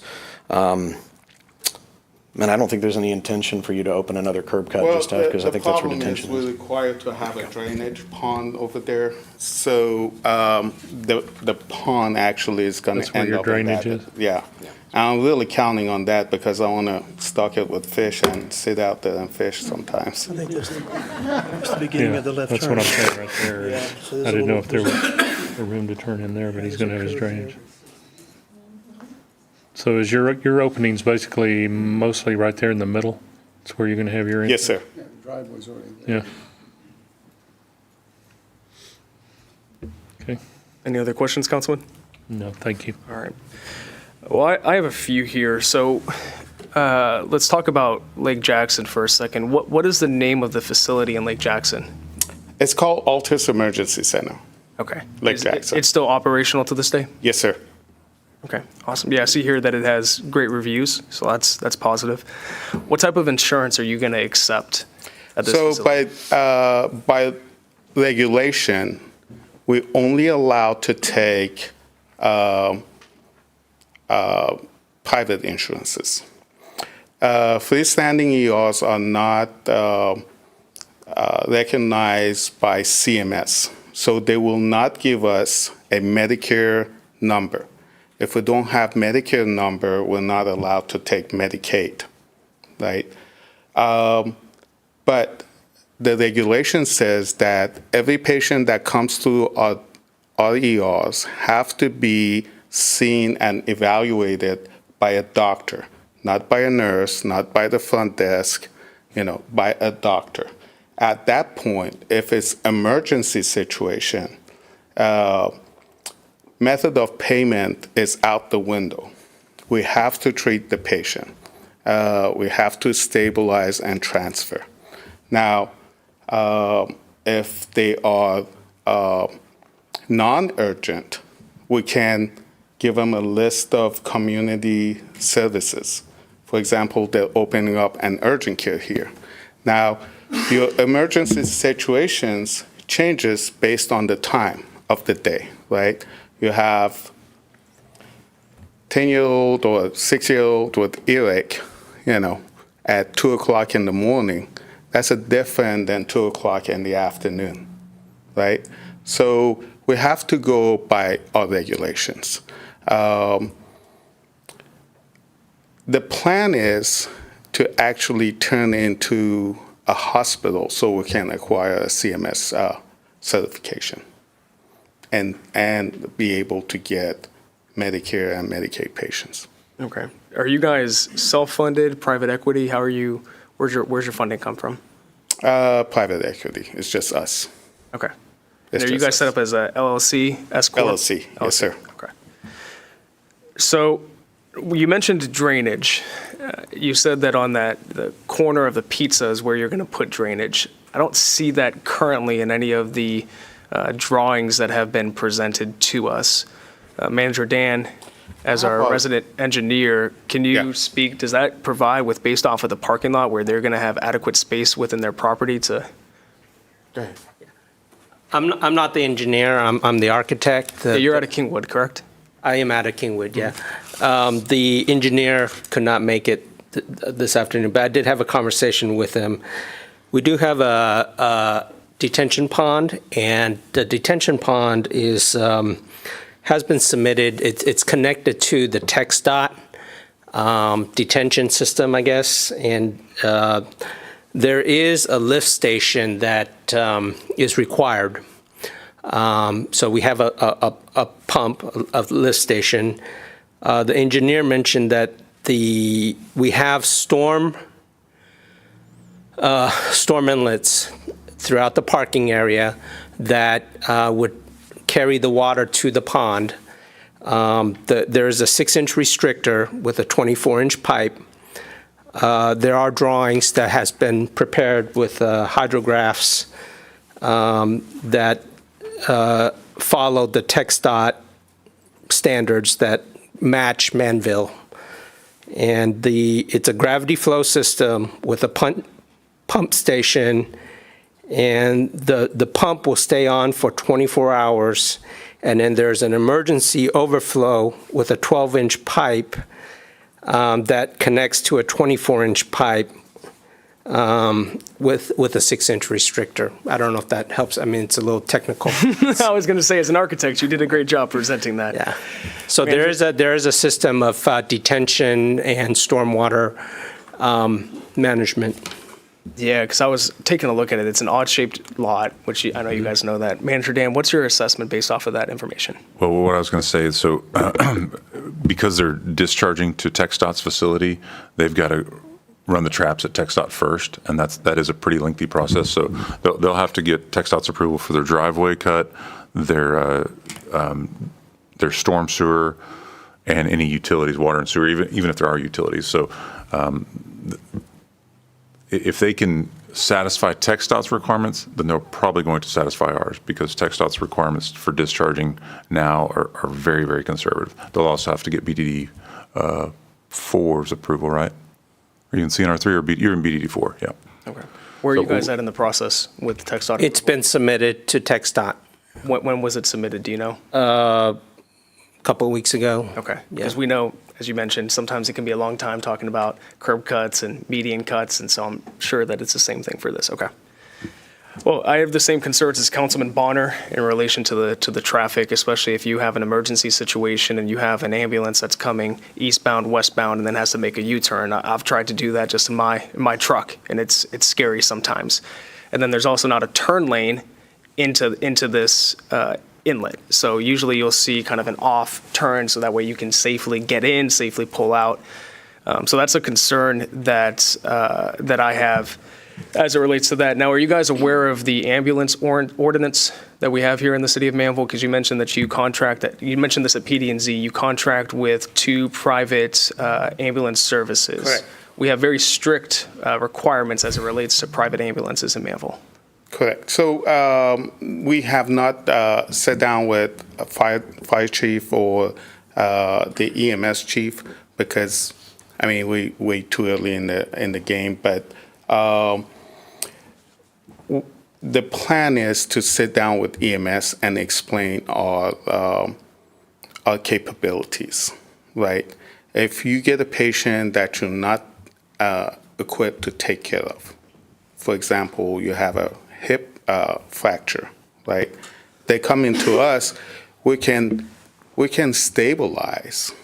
We can put them in immobilizer, but bringing them to us is not going to help the patient, neither medically or financially.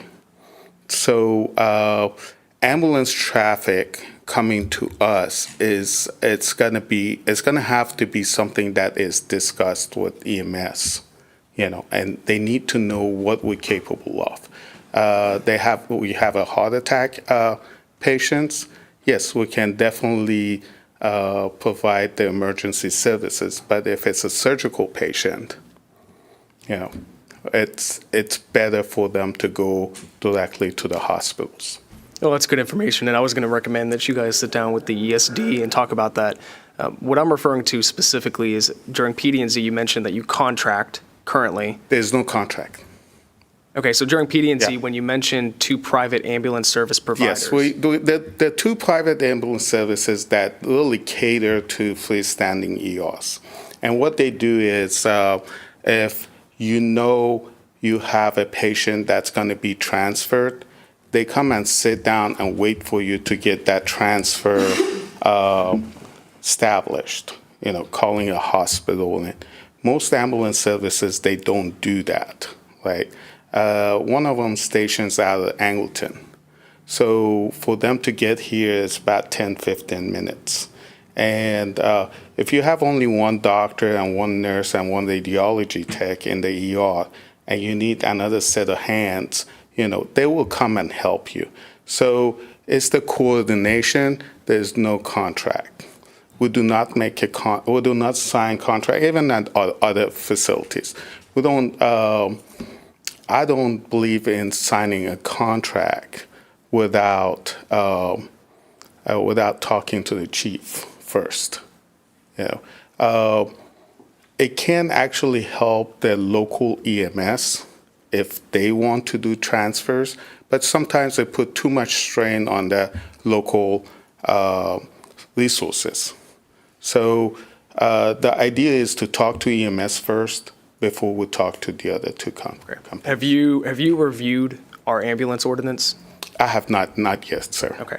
I would recommend that you do so because we have strict requirements there outside of what the ESD offers from their services, that you would want to make sure any ambulance service that you partner or work with do not violate that ordinance that we have in place. So that's very important to us. Definitely. Okay. So where I'm at, and I hope you guys success with this, I think you're a little bit early for the SUP. And the reason why I say that specifically is once we approve an SUP, it's tied to the land. You still have a very lengthy and long process to go through. And if at some point in time, while you guys might be a very reputable business, once we approve this SUP, if you run into roadblocks with TxDOT, you could sell the land to somebody that's not as reputable as you guys, and they could function a ambulatory service or a medical service here that maybe is one that Manvel does not want to see come. So, in full transparency with you, I'm not in support of this SUP as it relates tonight. I think you guys are a little early in the process for me to be in support of it, but I appreciate you taking the time to be here. Okay, thank you. Councilman Lance. If you don't mind. Oh, absolutely. If this does go forward, I see that it's you have here a 2-story building. Yes. That you have lined up. How many rooms do y'all plan in there? We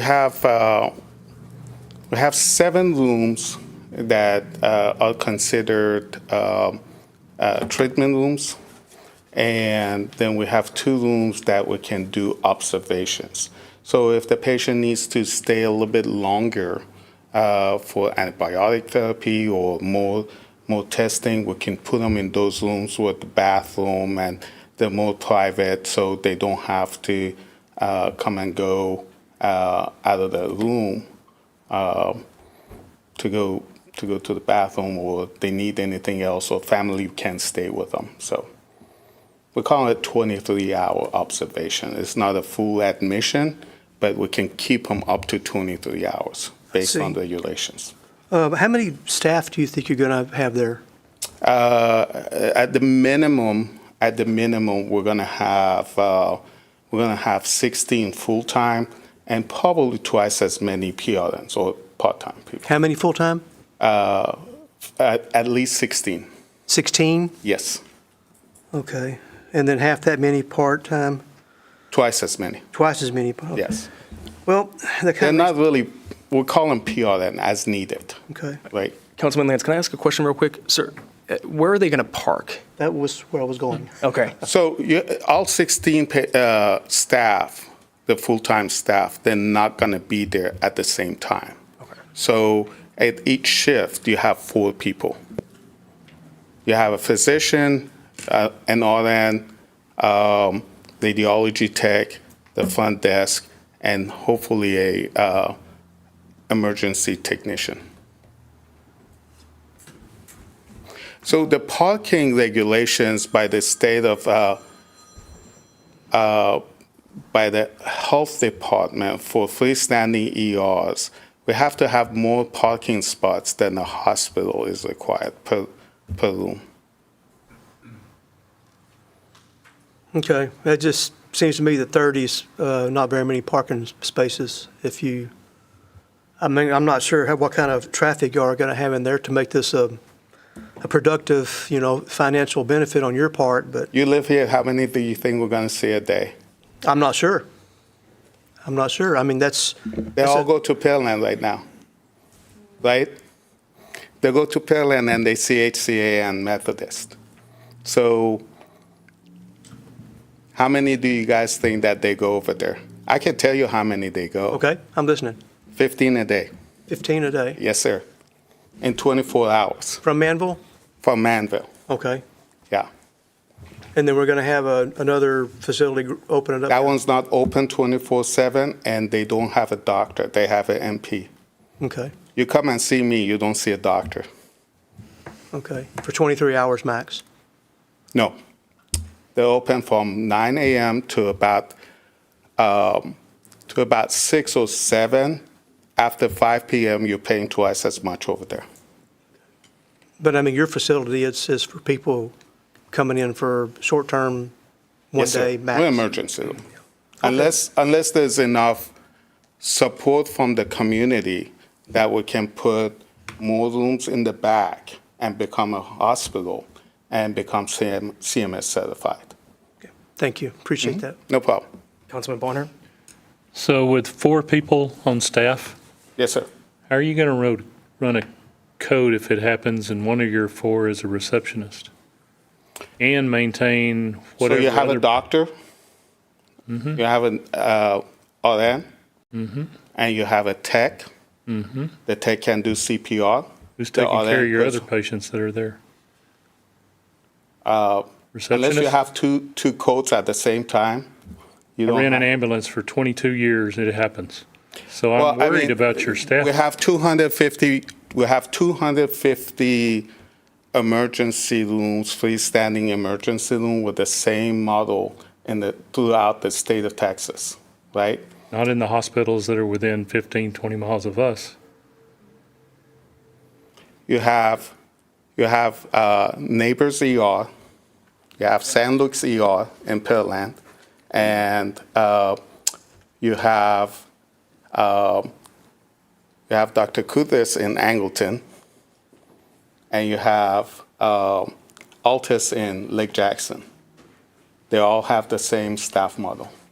Believe me, I've been doing freestanding ERs since 2003 or 2002. Same staff models everywhere. It's been proven.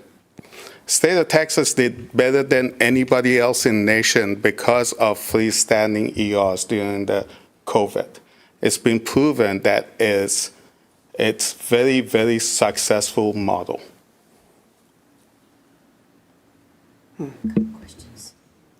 Any other questions, Councilman Bonner? Not at this time. Okay. We will go to Mayor Pro Tem Sarmiento next. I have a follow-up question, and then would love to get your feedback as well, Manager Dan. So, Mayor Pro Tem. Thank you for answering all these questions. Oh, no I know it's a problem. lot. This is new for Manvel. Sure, no problem. I don't know if I would call these concerns, but I tend to ask a lot of questions just based on, a little bit of my history and just business questions as a business and executive coach. Again, I am familiar with some of the business models with the freestanding ERs. And I know that during COVID, there was a lot of government grants and money that came to assist that. And that historically came from overpopulation of the emergency rooms in the hospital systems. Correct. Which is why this model has helped the response times coming into the hospitals, getting seen quicker, where true emergencies are seen there and more of the local ones are seen with you guys, right? Correct. One of the things that I do know, just researching it, is that while it is a very good model to be able to service the needs outside of the big standing hospitals. I do know that a lot of those freestanding ERs did go under because of the influx of COVID, and COVID kind of brought this surge of a need for it, and then it trickled back. And so I just heard you say that it's a very proven model, and maybe the staffing requirements are, I know Signature ER, I think that's what it's called, right? Signature Correct. Care ER. Yes. They're a franchise. What are you guys is this gonna be another Altus? Are you looking to stay invested in it? What if the business model doesn't work here? So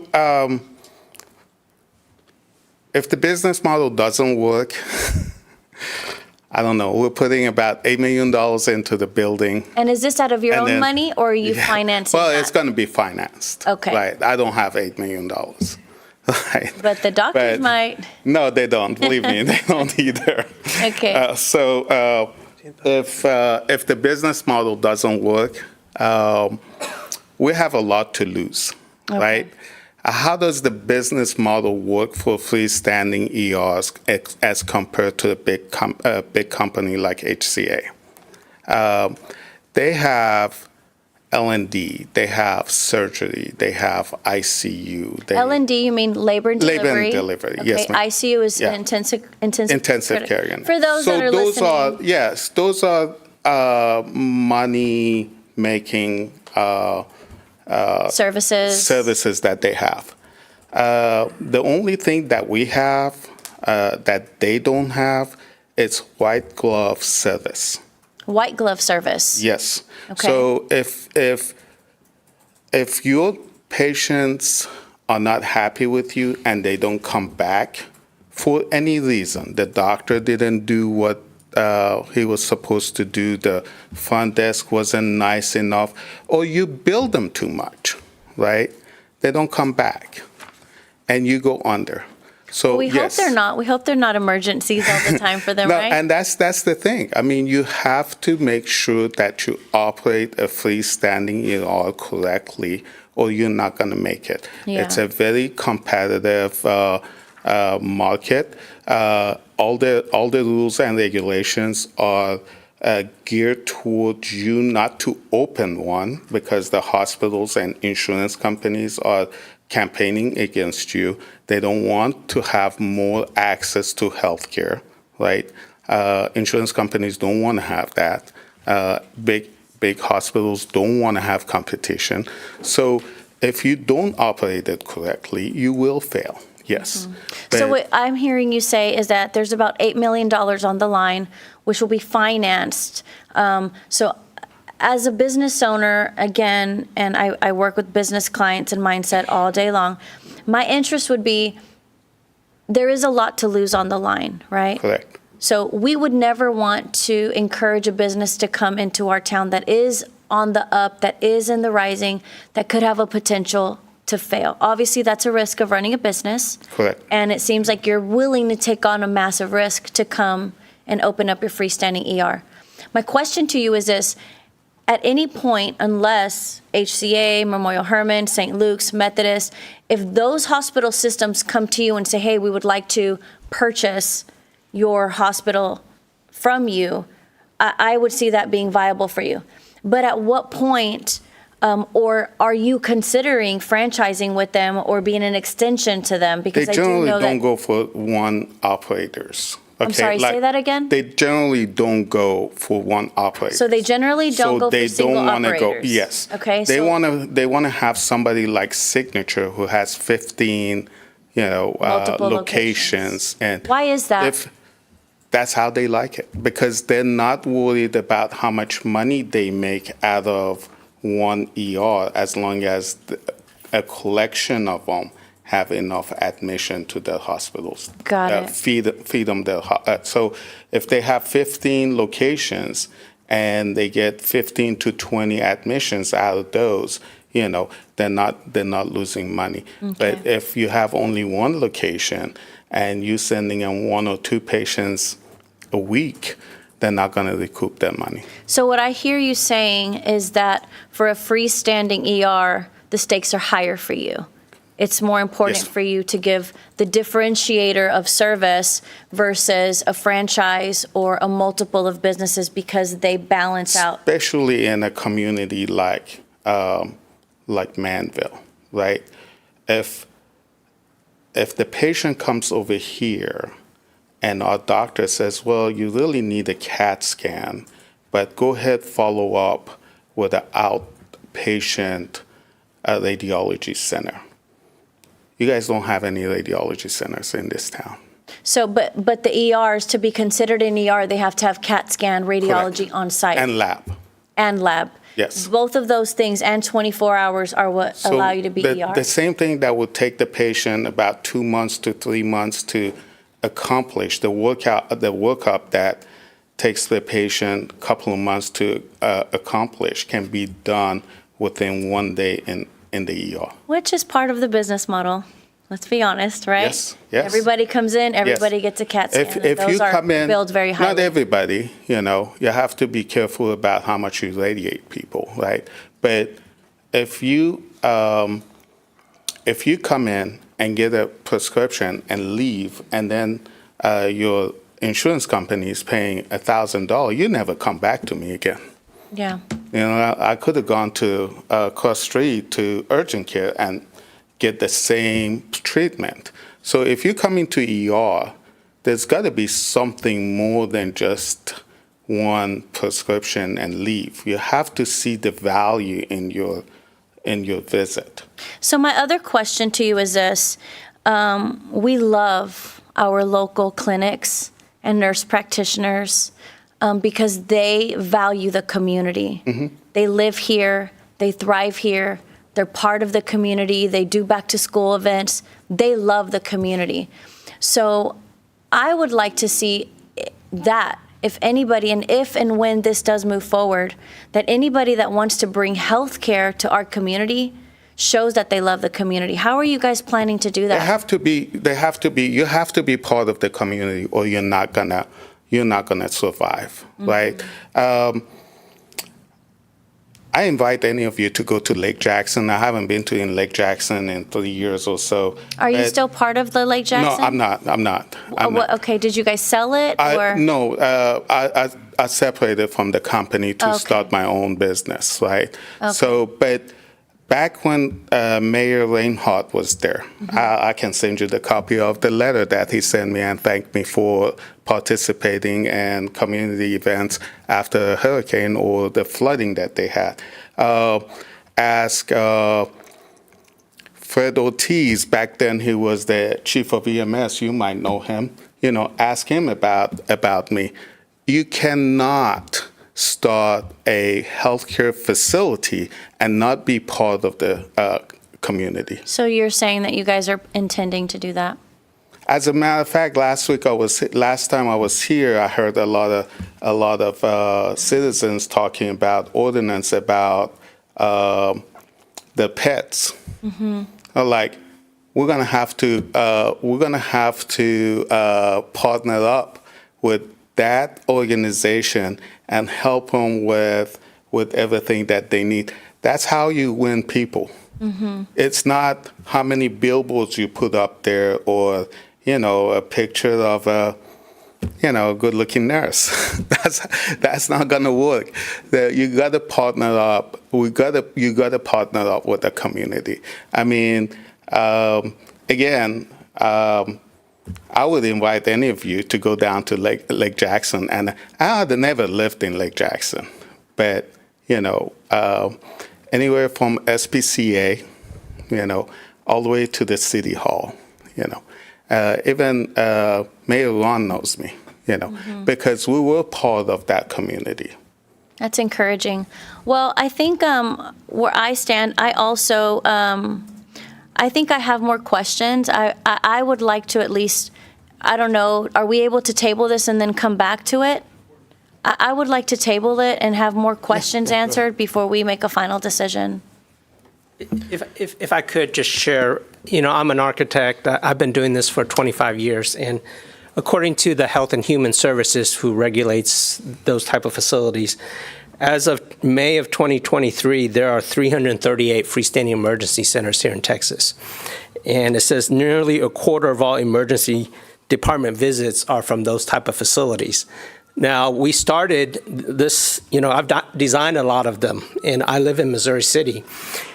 And around the early 2000s, to the mid 2000s, this was a new thing in Texas. It was like a wild, wild west. So the physicians, they started building a lot. Okay, and I designed a lot of them. When you go from Siena to Highway 6, going towards 59, at the peak, I counted something like 7 or 8 freestanding emergency centers. If you know Sugar Land, there was Emmaus and St. Michael's next to each other. And so it was overbuilt because it was a business opportunity that it was unknown territory. The dust has settled. There are more regulations. There are more, it's not a free-for-all as much anymore. We have not built as much freestanding emergency centers because of that. It's not just a business thing for these doctors. Saturated in those communities, but when I drive around Manvel, I don't really see that saturation. I see a need. I don't see the saturation. So I just wanted to point out that your concern about the business model and overly built was in a different time period. And that was kind of a trial period for the state. Even the state didn't quite know. It was like crossing the river by feeling the stones kind of a thing for them. So, thank you. Yeah. Appreciate that. So just a few questions here, because my big thing goes back to the land use. So, to give you a compliment, your design and layout of the facility is great. I love the aesthetics. I think it looks great. I just don't know if this is the best location for you guys. So I was kind of doing some math here. But first, let me go to another question that I have. You had mentioned a few times about a hospital and looking to expand to be a hospital. I'm assuming you'd have to acquire more land in order to do that. We like to purchase the land behind us, but even without that, we think we can at least put 10 rooms in the back and go straight up. Okay, and then you'd have to add more parking to do that. Actually, the hospital requires less parking than the freestanding emergency room. Okay. And so talking about parking, that's a perfect segue here. So you'll have 16 full-time, 4 on shift. You have double the 16 part-time.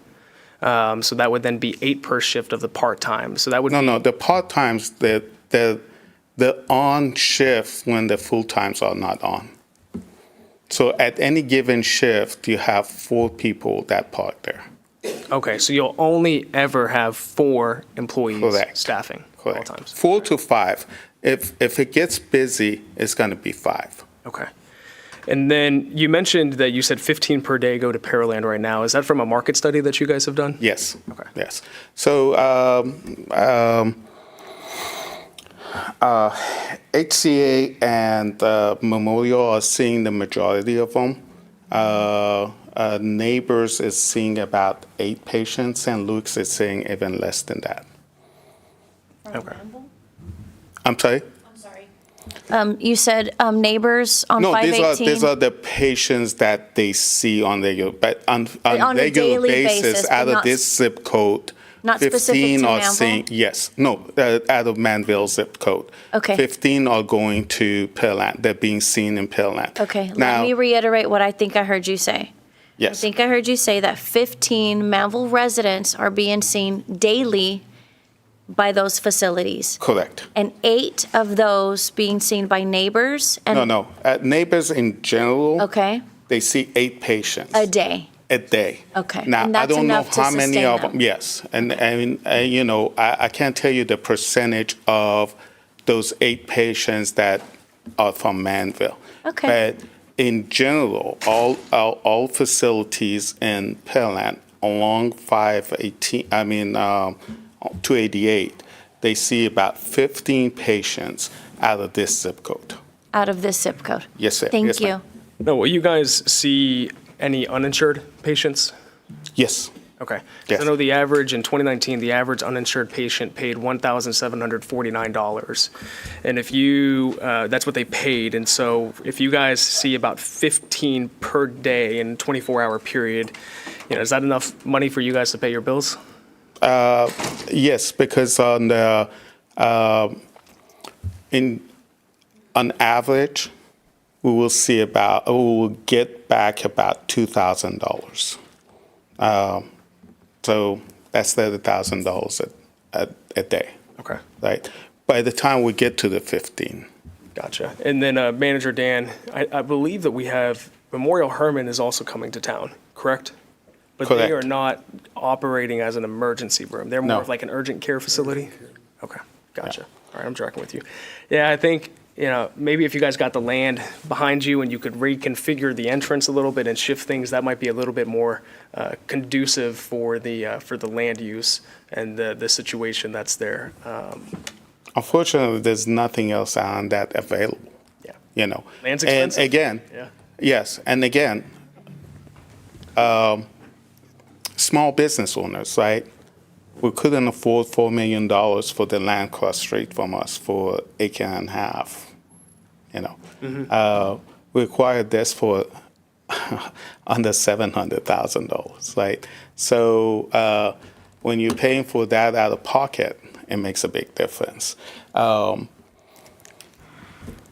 no, I get it. I've been wanting to buy land in Manvel for my family. We live in a Yeah. subdivision. My kids want all these sorts of animals. I guess I'll say it. We just bought a pet possum, a short-tailed possum. My son named it Barrel. Great name. So we have these odd pets, but they want land. They want chickens and goats. And so we've been looking. It's crazy. It's expensive, yeah. Crazy expensive. I get it. I get it. So I don't know why I keep telling you all about my pets that I have. It's just. Anyway, sorry. Manager Dan, we'll go to you. I got one more question before we finish. Yeah, so we'll go Manager Dan, and then we'll go Councilman Bonner. Thank you, Mayor. Well, first, I have two things. So the first one was I just wanted to affirm to council, I guess, the SUP process. So this is exactly what the SUP process is for. And an SUP is required for, a church, a school, and a facility like this, because there are very site-specific constraints, to any of those type of facilities. And so you're asking, I just want to affirm that you're asking the right questions and thinking about the right things. The second point I wanted to mention is the hospital idea. I don't believe this is in our report, because right now this is just an ER, but a hospital is a different animal, because a hospital is considered a critical facility. A critical facility cannot go in the floodplain. If there's a little small part of the floodplain in the back of this property, but the property to the south is in the floodplain, so you could not put a hospital there. So I just want to go ahead and say that out loud now. If that's the thinking at some point, critical facilities are not allowed to be in the that floodplain. actually part of our land actually is in flood zone. We studied this for almost a year now, because the biggest problem we had was there was a pipeline actually that was going there, which is not there now. But before it took us at least 8 months to purchase the land because of that pipeline and the flood zone. We had a feasibility meeting with the state. They said as long as we elevate it, we can actually put a hospital there. Now, when I say hospital, I have to use a term that I hate. It's called micro-hospital. Basically, it's a general hospital without any specialty. No surgery, no labor and delivery, no specialties. So we could, based on what the state told us, if we elevate it, we can use it. But again, this is we have to put $8 million in it. If we're going to go back and try to make it into a hospital, it's not going to be tomorrow, believe me. I'm not eager to spend another $10 million and find out the plan doesn't work. So as any big corporation like Memorial HCA. HCA put a ER over there for about 8-9 years before they turned it into a hospital. So as Memorial, they did 2 years or so. So we're not eager to go and build it up, and if there's no need for it, right? How do you know there's need for it? Is you look and see how many patients you're transferring out. Well, it's hard numbers. Just to clarify, so that's a local ordinance that, regardless what the state says, the city of Manvel does not allow hospitals in the floodplain or critical facilities in the floodplain. So that's really where I was coming from. So again, even if you elevate it, it's not allowed? A hospital? No, sir. Yeah, because that actually goes back to our pump discussion in Tropical Storm Allison. That's exactly what flooded, was the hospitals and everything, so. Sorry, does that include if we put flood protection around the building? This is, again, I just want to manage expectations at this point. Okay, so for an ER, we're okay, because it's at the very back of the property, but this was the first I had heard about it being a hospital, so I would be remiss if I didn't say so. I mean, honestly, we don't even have a plan to show you. That's why we never brought it. But that's, you always think about how you evolve. So let's go to Councilman Bonner, and then I think it's time to call the question at that point. So, Councilman? One last question or so. Yes, sir. What's the average age of experience for your doctors and nurses, and are they emergency certified? They're all board ready or board certified emergency physicians. So board certified, whether they're board certified or board ready, that means that they have at least 3 years of experience in emergency room. But back in December, Texas Health Department passed some regulation with the help of Hospital Association that you have to have even more certification to work in a freestanding ER than you work in a hospital ER. So all our doctors are ATLS certified, and they all either board certified or at least had 3 years of experience in the ER. So we don't have average age. I can't tell you, to be honest with you. I didn't mean age. I mean average amount of experience. At and least 3 years. My worry is that they've been in a level 4 trauma hospital versus a level 2 trauma hospital. And they've only had 2 years of experience.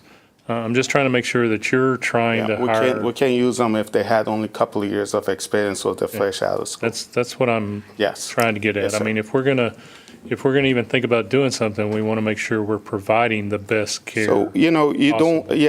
you want to have a team. The team that you put together is very, very important, right? Your physician have to have a lot of experience.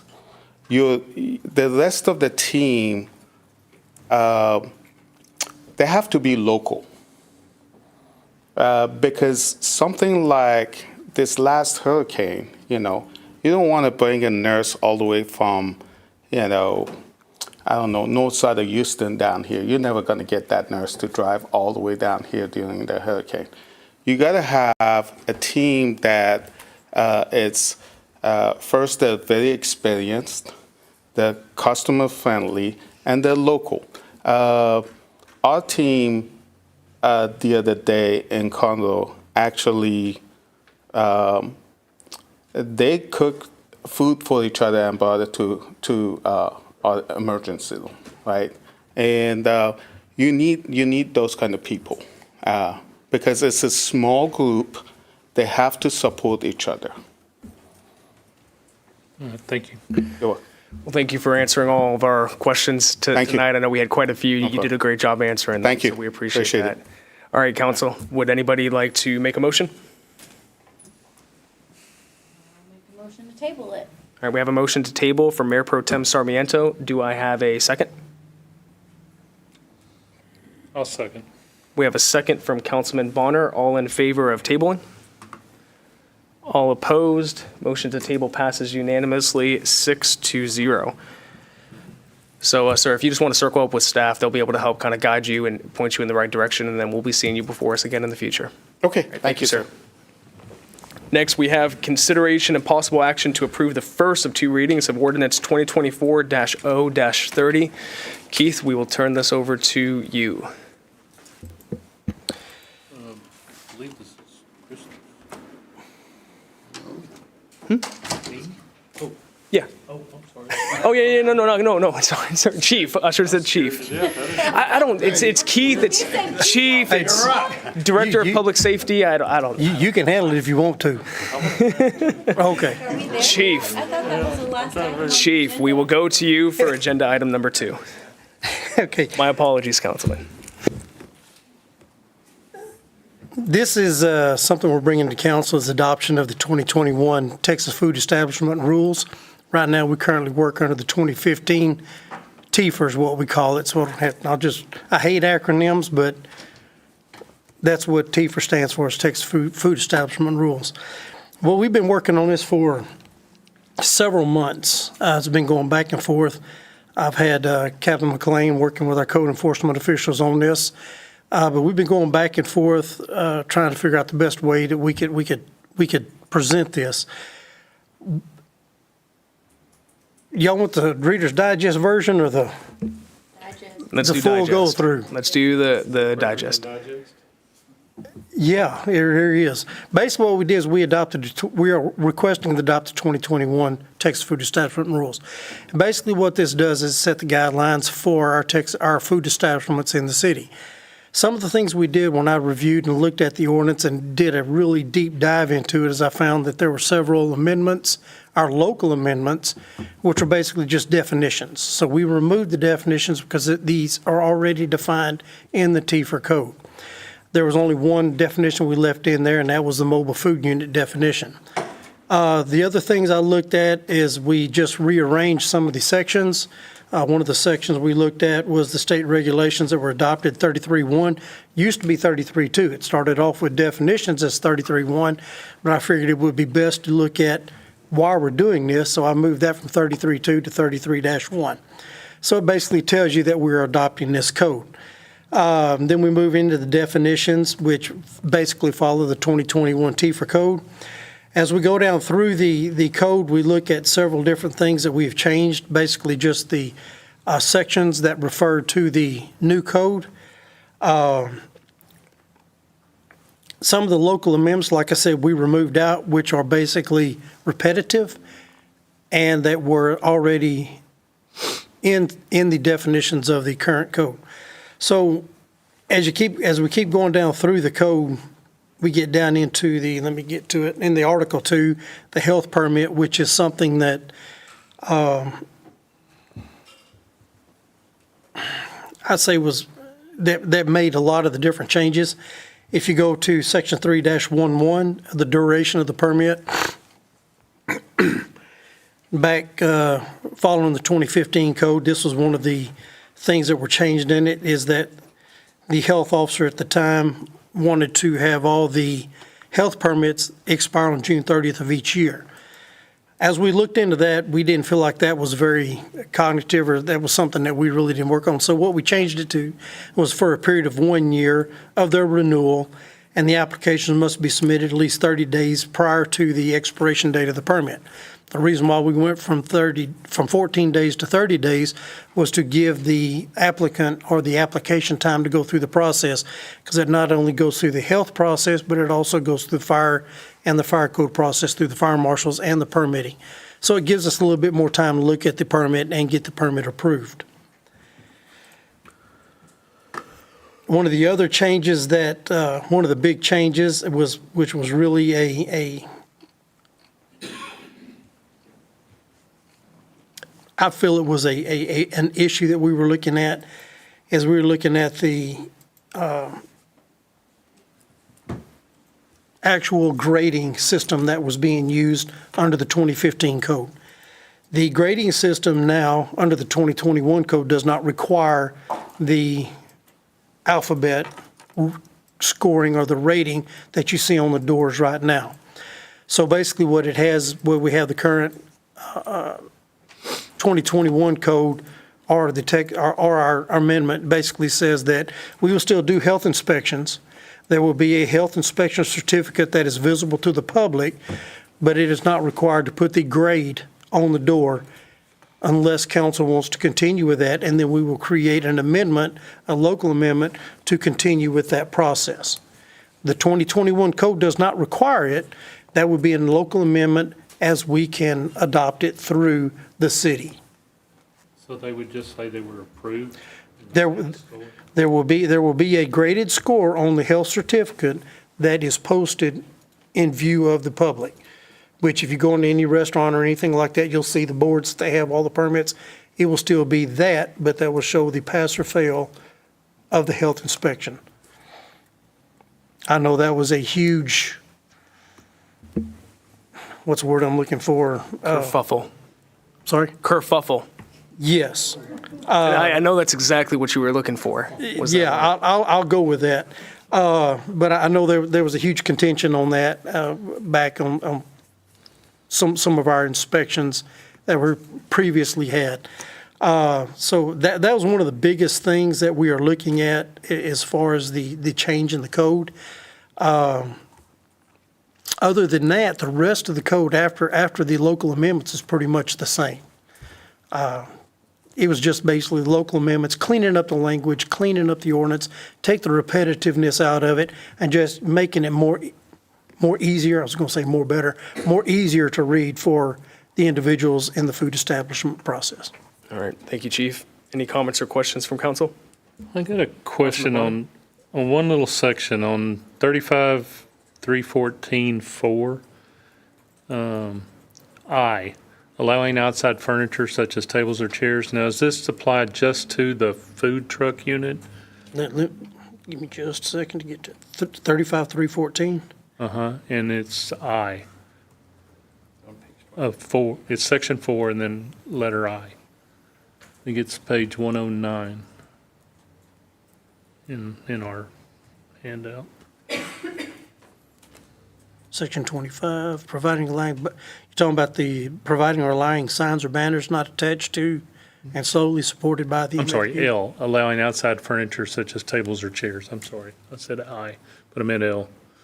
So is that just for the individual food truck in order to, say we had a city function and we had food trucks there and we wanted to set up a furniture area with tables or something, is that still allowed?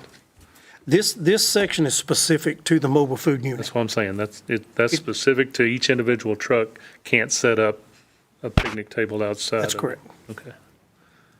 And then, let's see, I think that was my only one. All right, thank you, Councilman. I'm sorry.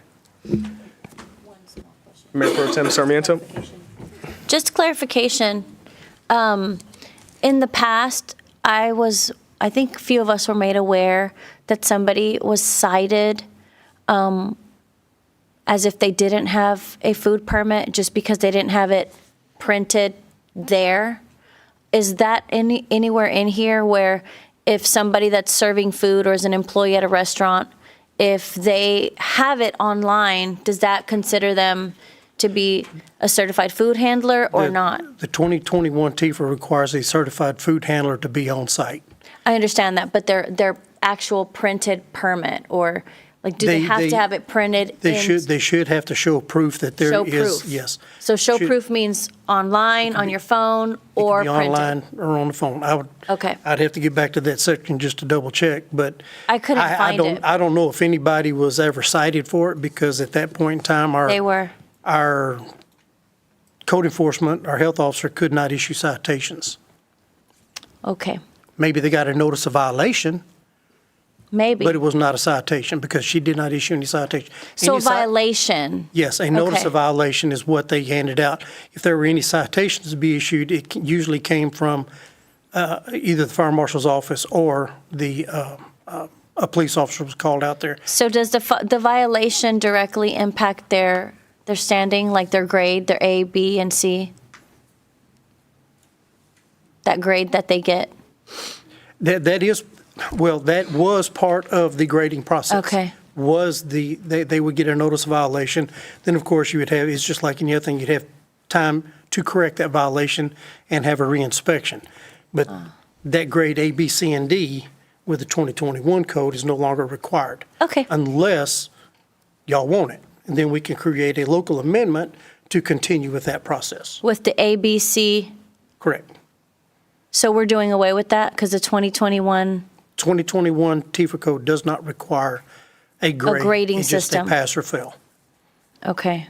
So how will we know if our businesses are reputable or not? Because it will be posted on their health inspection certificate, which is viewable to the public. So now the public has to go online and search down. It's visible to the public at that location. Okay, so it's either pass or fail. It's no longer A, B, or C. Okay, Unless you want it. If y'all want it, it's just, all I gotta do is get on my computer and we can make it happen. I don't know. Well, I think it's something to think about. This is the first of two readings, so we will have this come back before us. Any more questions or comments, Mayor Pro Tem? Nope. Okay. Good, thank you. Chief, just a few. One thing I would love to see is between now and the next meeting, Manager Dan, we might be able to use you to help. Let's kind of bring in some key stakeholders, some restaurants that would be impacted by this. I want to make sure that we involve and we collaborate with those people. Let's reach out to them, get their feedback on what's being proposed, see if they have any other ideas. I just want to make sure that nobody feels blindsided by these changes. I'll put some thought to the scoring as well. I know one thing that I've heard people talk about. I don't know if I've ever seen anybody do it, but if there is scoring, splitting out the scoring where you have a score for the health and safety of the food establishment, and then you have a score for the administrative side of the food establishment. For example, previously it was if you don't have a printed out certificate of being a licensed food handler, you would get docked for that. So to me, that doesn't mean that you're unhealthy. That doesn't mean that that's impacting the quality of your food, or if your light in your business isn't bright enough, you would get docked for that. I want to make sure that if we go with the scoring let me ask it like this. If we go with the scoring, is there a way to separate it out? Health and safety compared to the administrative paperwork, lighting, things like that? I've never heard of that or seen that. It's all on the same score sheet. Not saying that we can't do it with an amendment, because we can create the amendment and make that happen. I just have never seen that. All the score sheets actually come from the health department, state health department, and it's all basically on the same score sheet, what they're looking at. So we'd have to create two different score sheets, two different grades, two different grade levels, and they would inspect based off of each of those. But what I would like to do is keep in mind is that we have a different code enforcement health officials.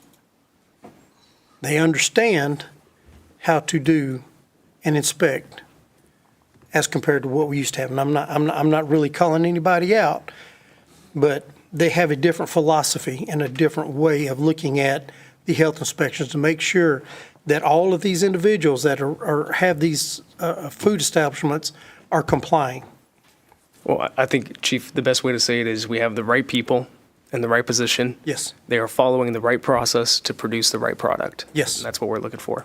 One final question that I have, I mean, if a church wanted to, not church, let's say I was holding an event anywhere in the city and I wanted to hand out cookies at that event, would I still have to get a food handler's license according to TFER 2021 to hand out cookies or pizza or coffee or cake? According to this, or can we make that adjustment here as well? For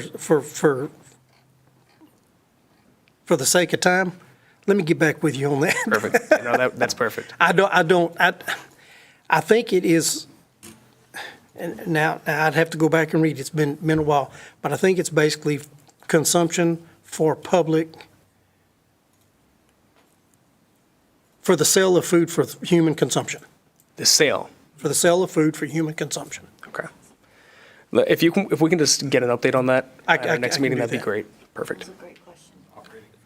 So, Dan, what I would like for this item on our next meeting, if we could, if council, if you're good with it, maybe just don't have it sitting on the consent agenda. We'll have it off on the regular agenda just so we can get a follow-up on some of these items. But that's all that I have, guys. Any other comments or questions from council? Okay, do I have a motion for this agenda item? I'll make a motion we approve. We have a motion to approve from Councilman Bonner. Do I have a second? Second. We have a second from Councilman Hudson. All those in favor? All those opposed? Motion passes unanimously, 6-0. All right, agenda item number 3, consideration and possible action to approve on the first reading ordinance E-2024-0-31. Manager Dan, we will turn this over to you.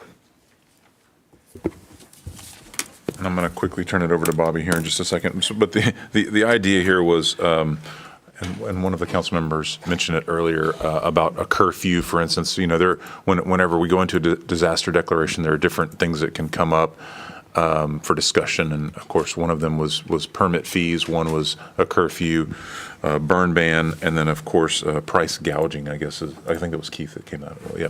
So we are not aware of any instances in the city right now of quote unquote price gouging. There are other laws against that. And I think Mayor Pro Tem and I were talking about this the other day. It's almost kind of the belt and suspenders approach, just something that we could say as a city that, of course, this is not okay in our city. Again, we don't know of anybody that's doing this, but we wanted to have that in front of you just in case you wanted to consider it. The verbiage that's in this ordinance, I think, Bobby, it's been around for a while. It's a little drastic though, because it basically sets a point in time before the event, right?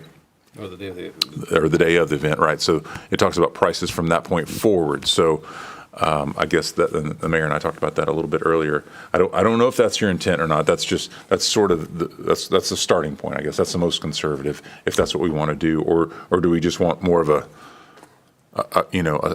resolution, if you will, to say out loud, hey, price gouging is not okay in Manvel.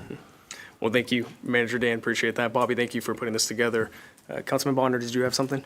Yeah, I mean, I was the one that sent out an email just because I saw something on social media and I wanted to make sure that it was in front of us, that we were just thinking about watching out for that, because it was happening in other places already.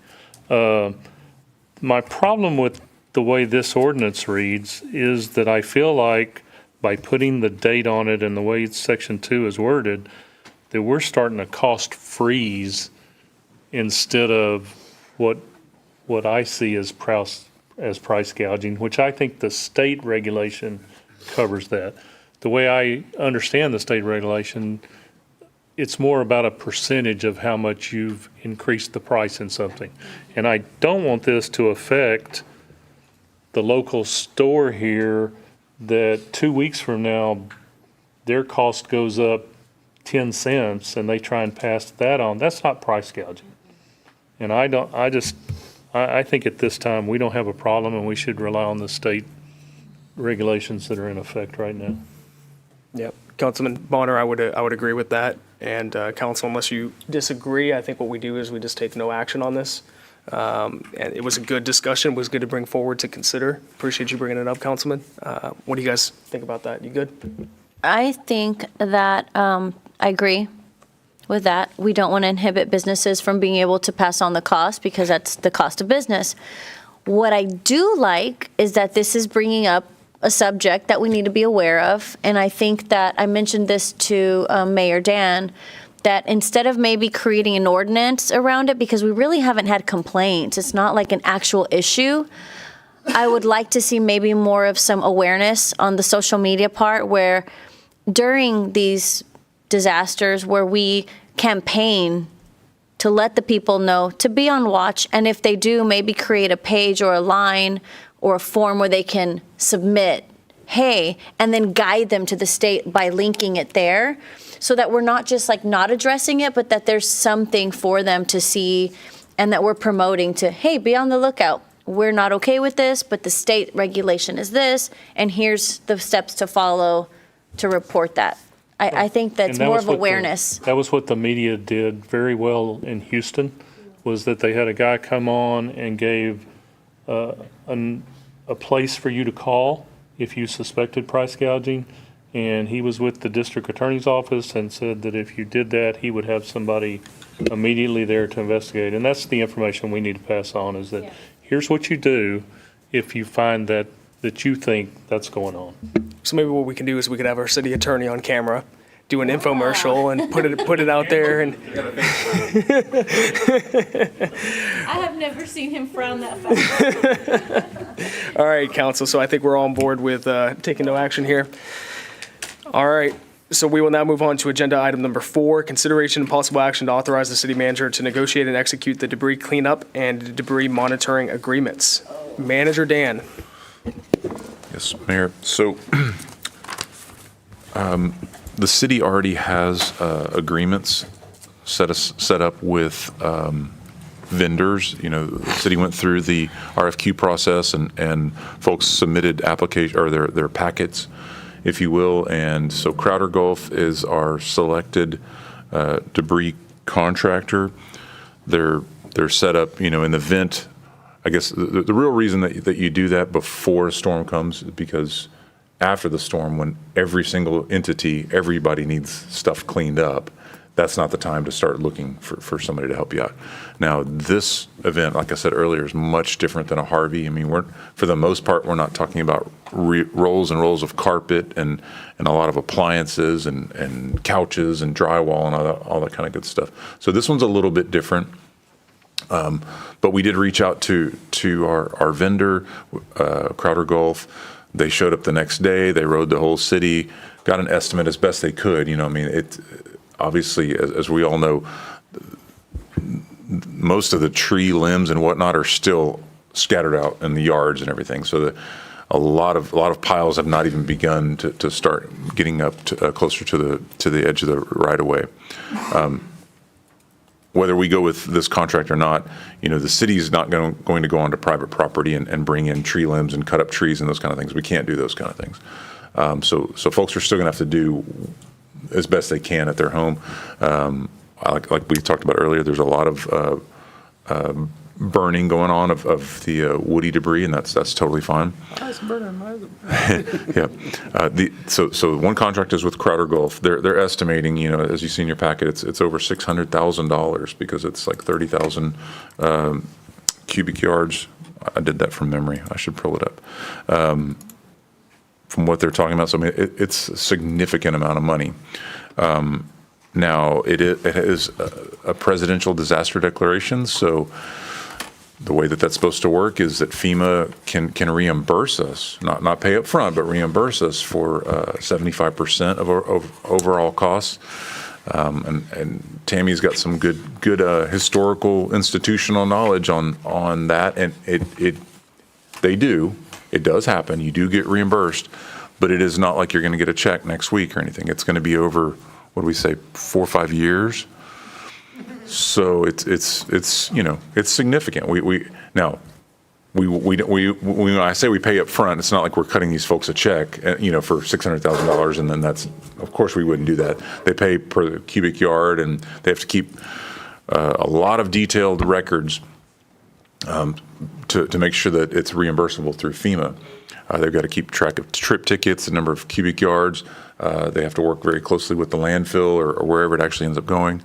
So much so that the other component is a management company, a separate entity, which is the debris tech, to keep track of all the paperwork. And that one's, what, $250,000. So now those two numbers don't include the disposal costs. So if for instance, we were to, what they're thinking right now is that they would direct haul to, say, Hill Sand, it's basically, you know, $9 or $10 a yard to dispose of. So if it's 30,000 cubic yards, that's $300,000. So the punchline is it's every bit of $1 million to dispose of the waste if we want to go that traditional route, if you will. I don't, they're not here tonight, but Waste Management, those guys have done a really, really amazing job. They were here, actually Zach was calling me the same day that the thing happened, just say, we're going to do what we can, you know, because of their arrangement with the city. They're not going to pick up the whole a whole pile, of course not. But they're still continuing. They didn't freeze it and say, hey, this is all storm debris, we need to renegotiate the contract. They didn't say that. So we're going to keep going, and they have. And some folks have posted, their grapple truck out there, still helping us out. We could go that route and just let Waste Management do it through attrition. It's going to take 6 or 8 months probably. Robbie and I have talked about it. Public Works could help out, but they all have a full-time job already as it is. We're trying to do our roads and everything else. So I'm cautious of pulling them completely off of this for this event. Where would the funds come from? This is why we set aside emergency funds. Quite frankly, it's for an emergency. The new policy of setting aside 50% or 6 months, in other words, is aggressive, and we've done that. We're just kind of right at that threshold right now. If we were to allocate this, I'll just say $1 million, we're going to be below that 50%. Obviously, it would eventually catch back up, or at least 75% of it would. But it's a big decision, and quite frankly, it was interesting because they sent me a notice to proceed. Hey, it's all figured out, ready to go. I'm like, well, I can't sign that. I can't authorize this kind of money without discussing this first. And it's got to be budgeted. Yeah, we've got to have the appropriate Subject to appropriations language. Right, and so we don't have a budget amendment in front of you right now because I wanted us to have this discussion to see where council's appetite is for this. I'm sure y'all are getting just as many questions as we are. Hey, what are we going to do with this debris? So. No, that's a great presentation. And the way it's phrased tonight is that what we're doing is we are authorizing you, Dan, as city manager, to negotiate and execute contracts. And so these contracts aren't signed yet. Question, are we required to only use Crowder Gulf, or would there be opportunities to partner with, let's say, a local company to keep our dollars local, to maybe say, okay, this local company is going to help us out, keep it local, maybe it's cheaper, you're going to take this portion of the city, we're going to give Crowder Gulf this portion. Is there an opportunity to do that, or is it Crowder Gulf and no one else? To make a long story short, my understanding is to get FEMA reimbursement, you have to go with the firm that you bid out ahead of time. Now, if you don't want FEMA reimbursement, you could probably use just our regular bidding or even the exemptions for the emergency and health and safety. That way you wouldn't have to even bid it out. But as far as FEMA reimbursement, which is important, I think it's set up that's one of the requirements. And Chief, you might know more about that. But that's why we do this ahead of time is basically to check that box that the feds are going to require it to be bid out and have it on return. That's why we do it ahead of time. Okay. And so this is maybe perhaps a weird way to think about it, but pretend like it's $1 million and it's a 75-25 split. So we're saying that we're going to be out $250,000 if we go that route. If we were able to use, local folks and burn what we can and use Waste Management and the other folks that are local, as long as we stay underneath that $250,000, well, then we're still coming out to the good. If we're going to do that and it's more than 250, well, then it makes more sense to go the FEMA route. And that's a weird way to think about it, but No, I like that. I like that way to think about it. Question is, Bobby, this would be for you moving into the future. Are we only required to have an agreement, a pre-agreement, I guess we should say, with one company? Or could we have multiple agreements in place that we could pull from if something comes? My understanding, you bid it out ahead of time, and the successful bidder is the one that. So we can only have one successful bidder? Yep. And I think, Tammy, were they the only ones that responded? not for debris. I think it was one monitoring company and two, was it three for the debris cleanup? Because wasn't it in the past, Tammy, that we had two debris cleanup companies that we awarded? So we had a primary and a secondary is what we had. So we could do that. For both companies. The intent was when they did that was because should the primaries, depending on the storm, and if there's one here at the same time that there's one, let's say in Louisiana, same companies travel, should the resources be tied up somewhere, if it hit there first and they've got everybody there and then hitting that side of Texas, the recommendation was to have two for the event, but it was more than just debris cleanup. There were generators and supplies and things that each company could supply. So we had an alternate and a secondary. Was there two contracts or just one contract? So the contracts didn't come into play until it was time for the storm, or after the storm, which was Hurricane Ike. So it was just one that we that we did at the time, but two that they approved through the RFQ or RFP, whatever process that is. The primaries who we went with, because they were available. Had they not been available, we'd have fallen back on that secondary one. But our RFQ process for this time, we only just selected one. We just selected the one. So we only have one on standby, and that's the only one we can contract with. Correct. Okay. Might be something to look at for the future, though. I like that backup approach. Dan, do we know what the schedule would be, how many passes they would do? I mean, have we looked at this creatively to say, hey, if they have a drop-off location, we can reduce it, do 2 passes, it's this amount, 3 passes, it's that amount? Because if we do, let's say, 3 or 4 passes, then people might continue to put stuff out that doesn't really need to be put out there, and that would be my concern. Yeah, it's not. Yeah. Yeah, there's an optimumness to this. You don't want to wait. You don't want to wait too long, but you need to get on it quick enough. So you need to give them a chance to get out there. I think I was talking to obviously the other city managers in the area, and are y'all seeing the same thing? And so Crowder Gulf is working in Friendswood, Alvin, and Iowa Colony. They're not working in Pearland. It's a different group, but the estimate in Friendswood, early estimate was like $2.5 million just for their debris cleanup. So it's pretty significant. So do we have, if residents wanted to bring their debris to a dump site, do we have that for them? So that was the first thing that Crowder Gulf asked. So they went out and looked at our public works facility, because I think that's what had been done. Maybe, was it Harvey or Ike? Probably Harvey, huh? Hurricane Harvey. Did they use that as a disposal site? I wasn't on staff back then. Yes, Wait, which one was it? at Public Works. We did, yes, we Okay. got and I sent you the agreement that we did with TCEQ to be able to use Public Works. Right. Yeah. So when Crowder Gulf looked at it last week, we don't feel comfortable crossing this wooden bridge, and it's just too much, too many details. There's too much going on at that site. So the last email I got from them, they said that they would probably just direct haul to Hill Sand over there on Dixie Farm, which would be easier because then you're not double handling everything. We haven't gotten into the details as far as I've seen a lot of in the subdivisions. You'll just see the normal landscapers, and they're dragging a chipper shredder, and they're just doing it right there on the side of the road, which makes sense. But the FEMA reimbursement, it's the bulkier the better, as weird as that sounds. So do you carry raw stuff somewhere and then chip and shred it? So, Mayor, to answer your question, I know I'm talking about there are a lot of details that we would need to work out. I didn't want to go down that road until I knew for sure where council was going to go. So we don't know anything about right maybe now. the number of passes or the schedule or anything like No, that? I think they said between 4 and 6 weeks is what they're thinking about total, which is pretty amazing if they were able to actually clean all that out.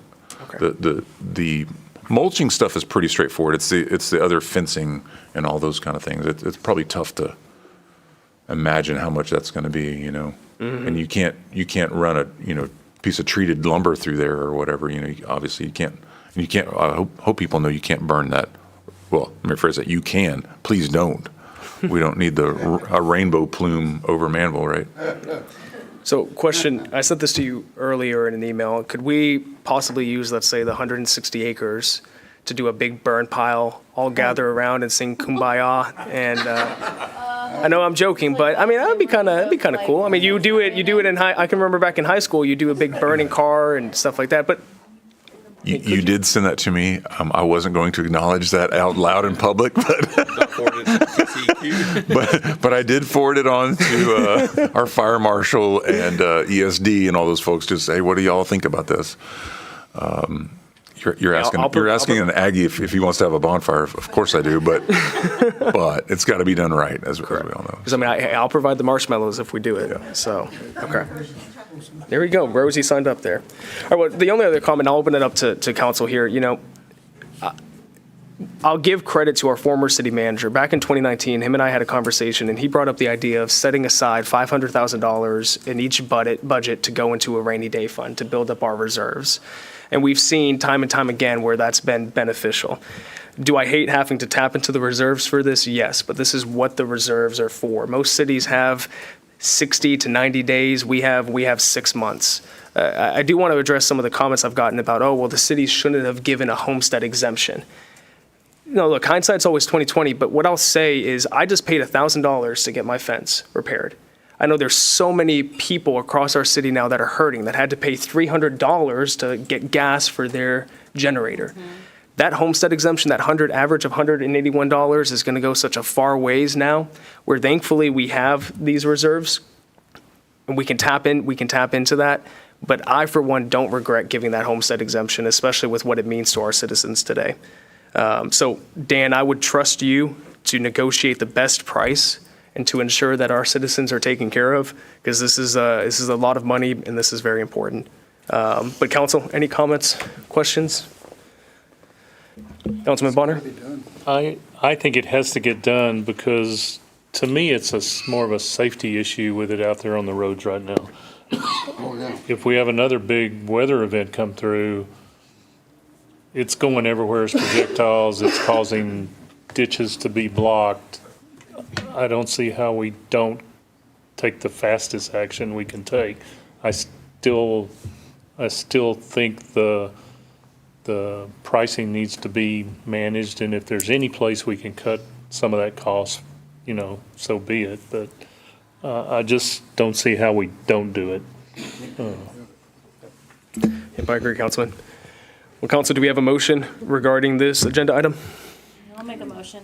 Okay, what is your motion? I'll make a motion to authorize city manager to negotiate and execute the debris cleanup and debris monitoring agreements. Subject to what? Appropriation. Appropriation. Subject to appropriations, so. All right, we have a motion. So we've got it there. We have a second from Councilman Hudson. All those in favor? All those opposed? Motion passes unanimously, 6-0. All right, we have an executive session. Executive section 551.074, personnel matters to deliberate the appointment, employment, evaluation, reassignment duties, discipline, or dismissal of a public officer or employee, or to hear a complaint or charge against an officer or employee, discuss complaints against the mayor and city personnel for the situation with residents on Mississippi Street. We will head into executive session at 8:01 p.m. Manager Dan, please bring back whoever you need to bring back with you. Okay. Thank you, everyone.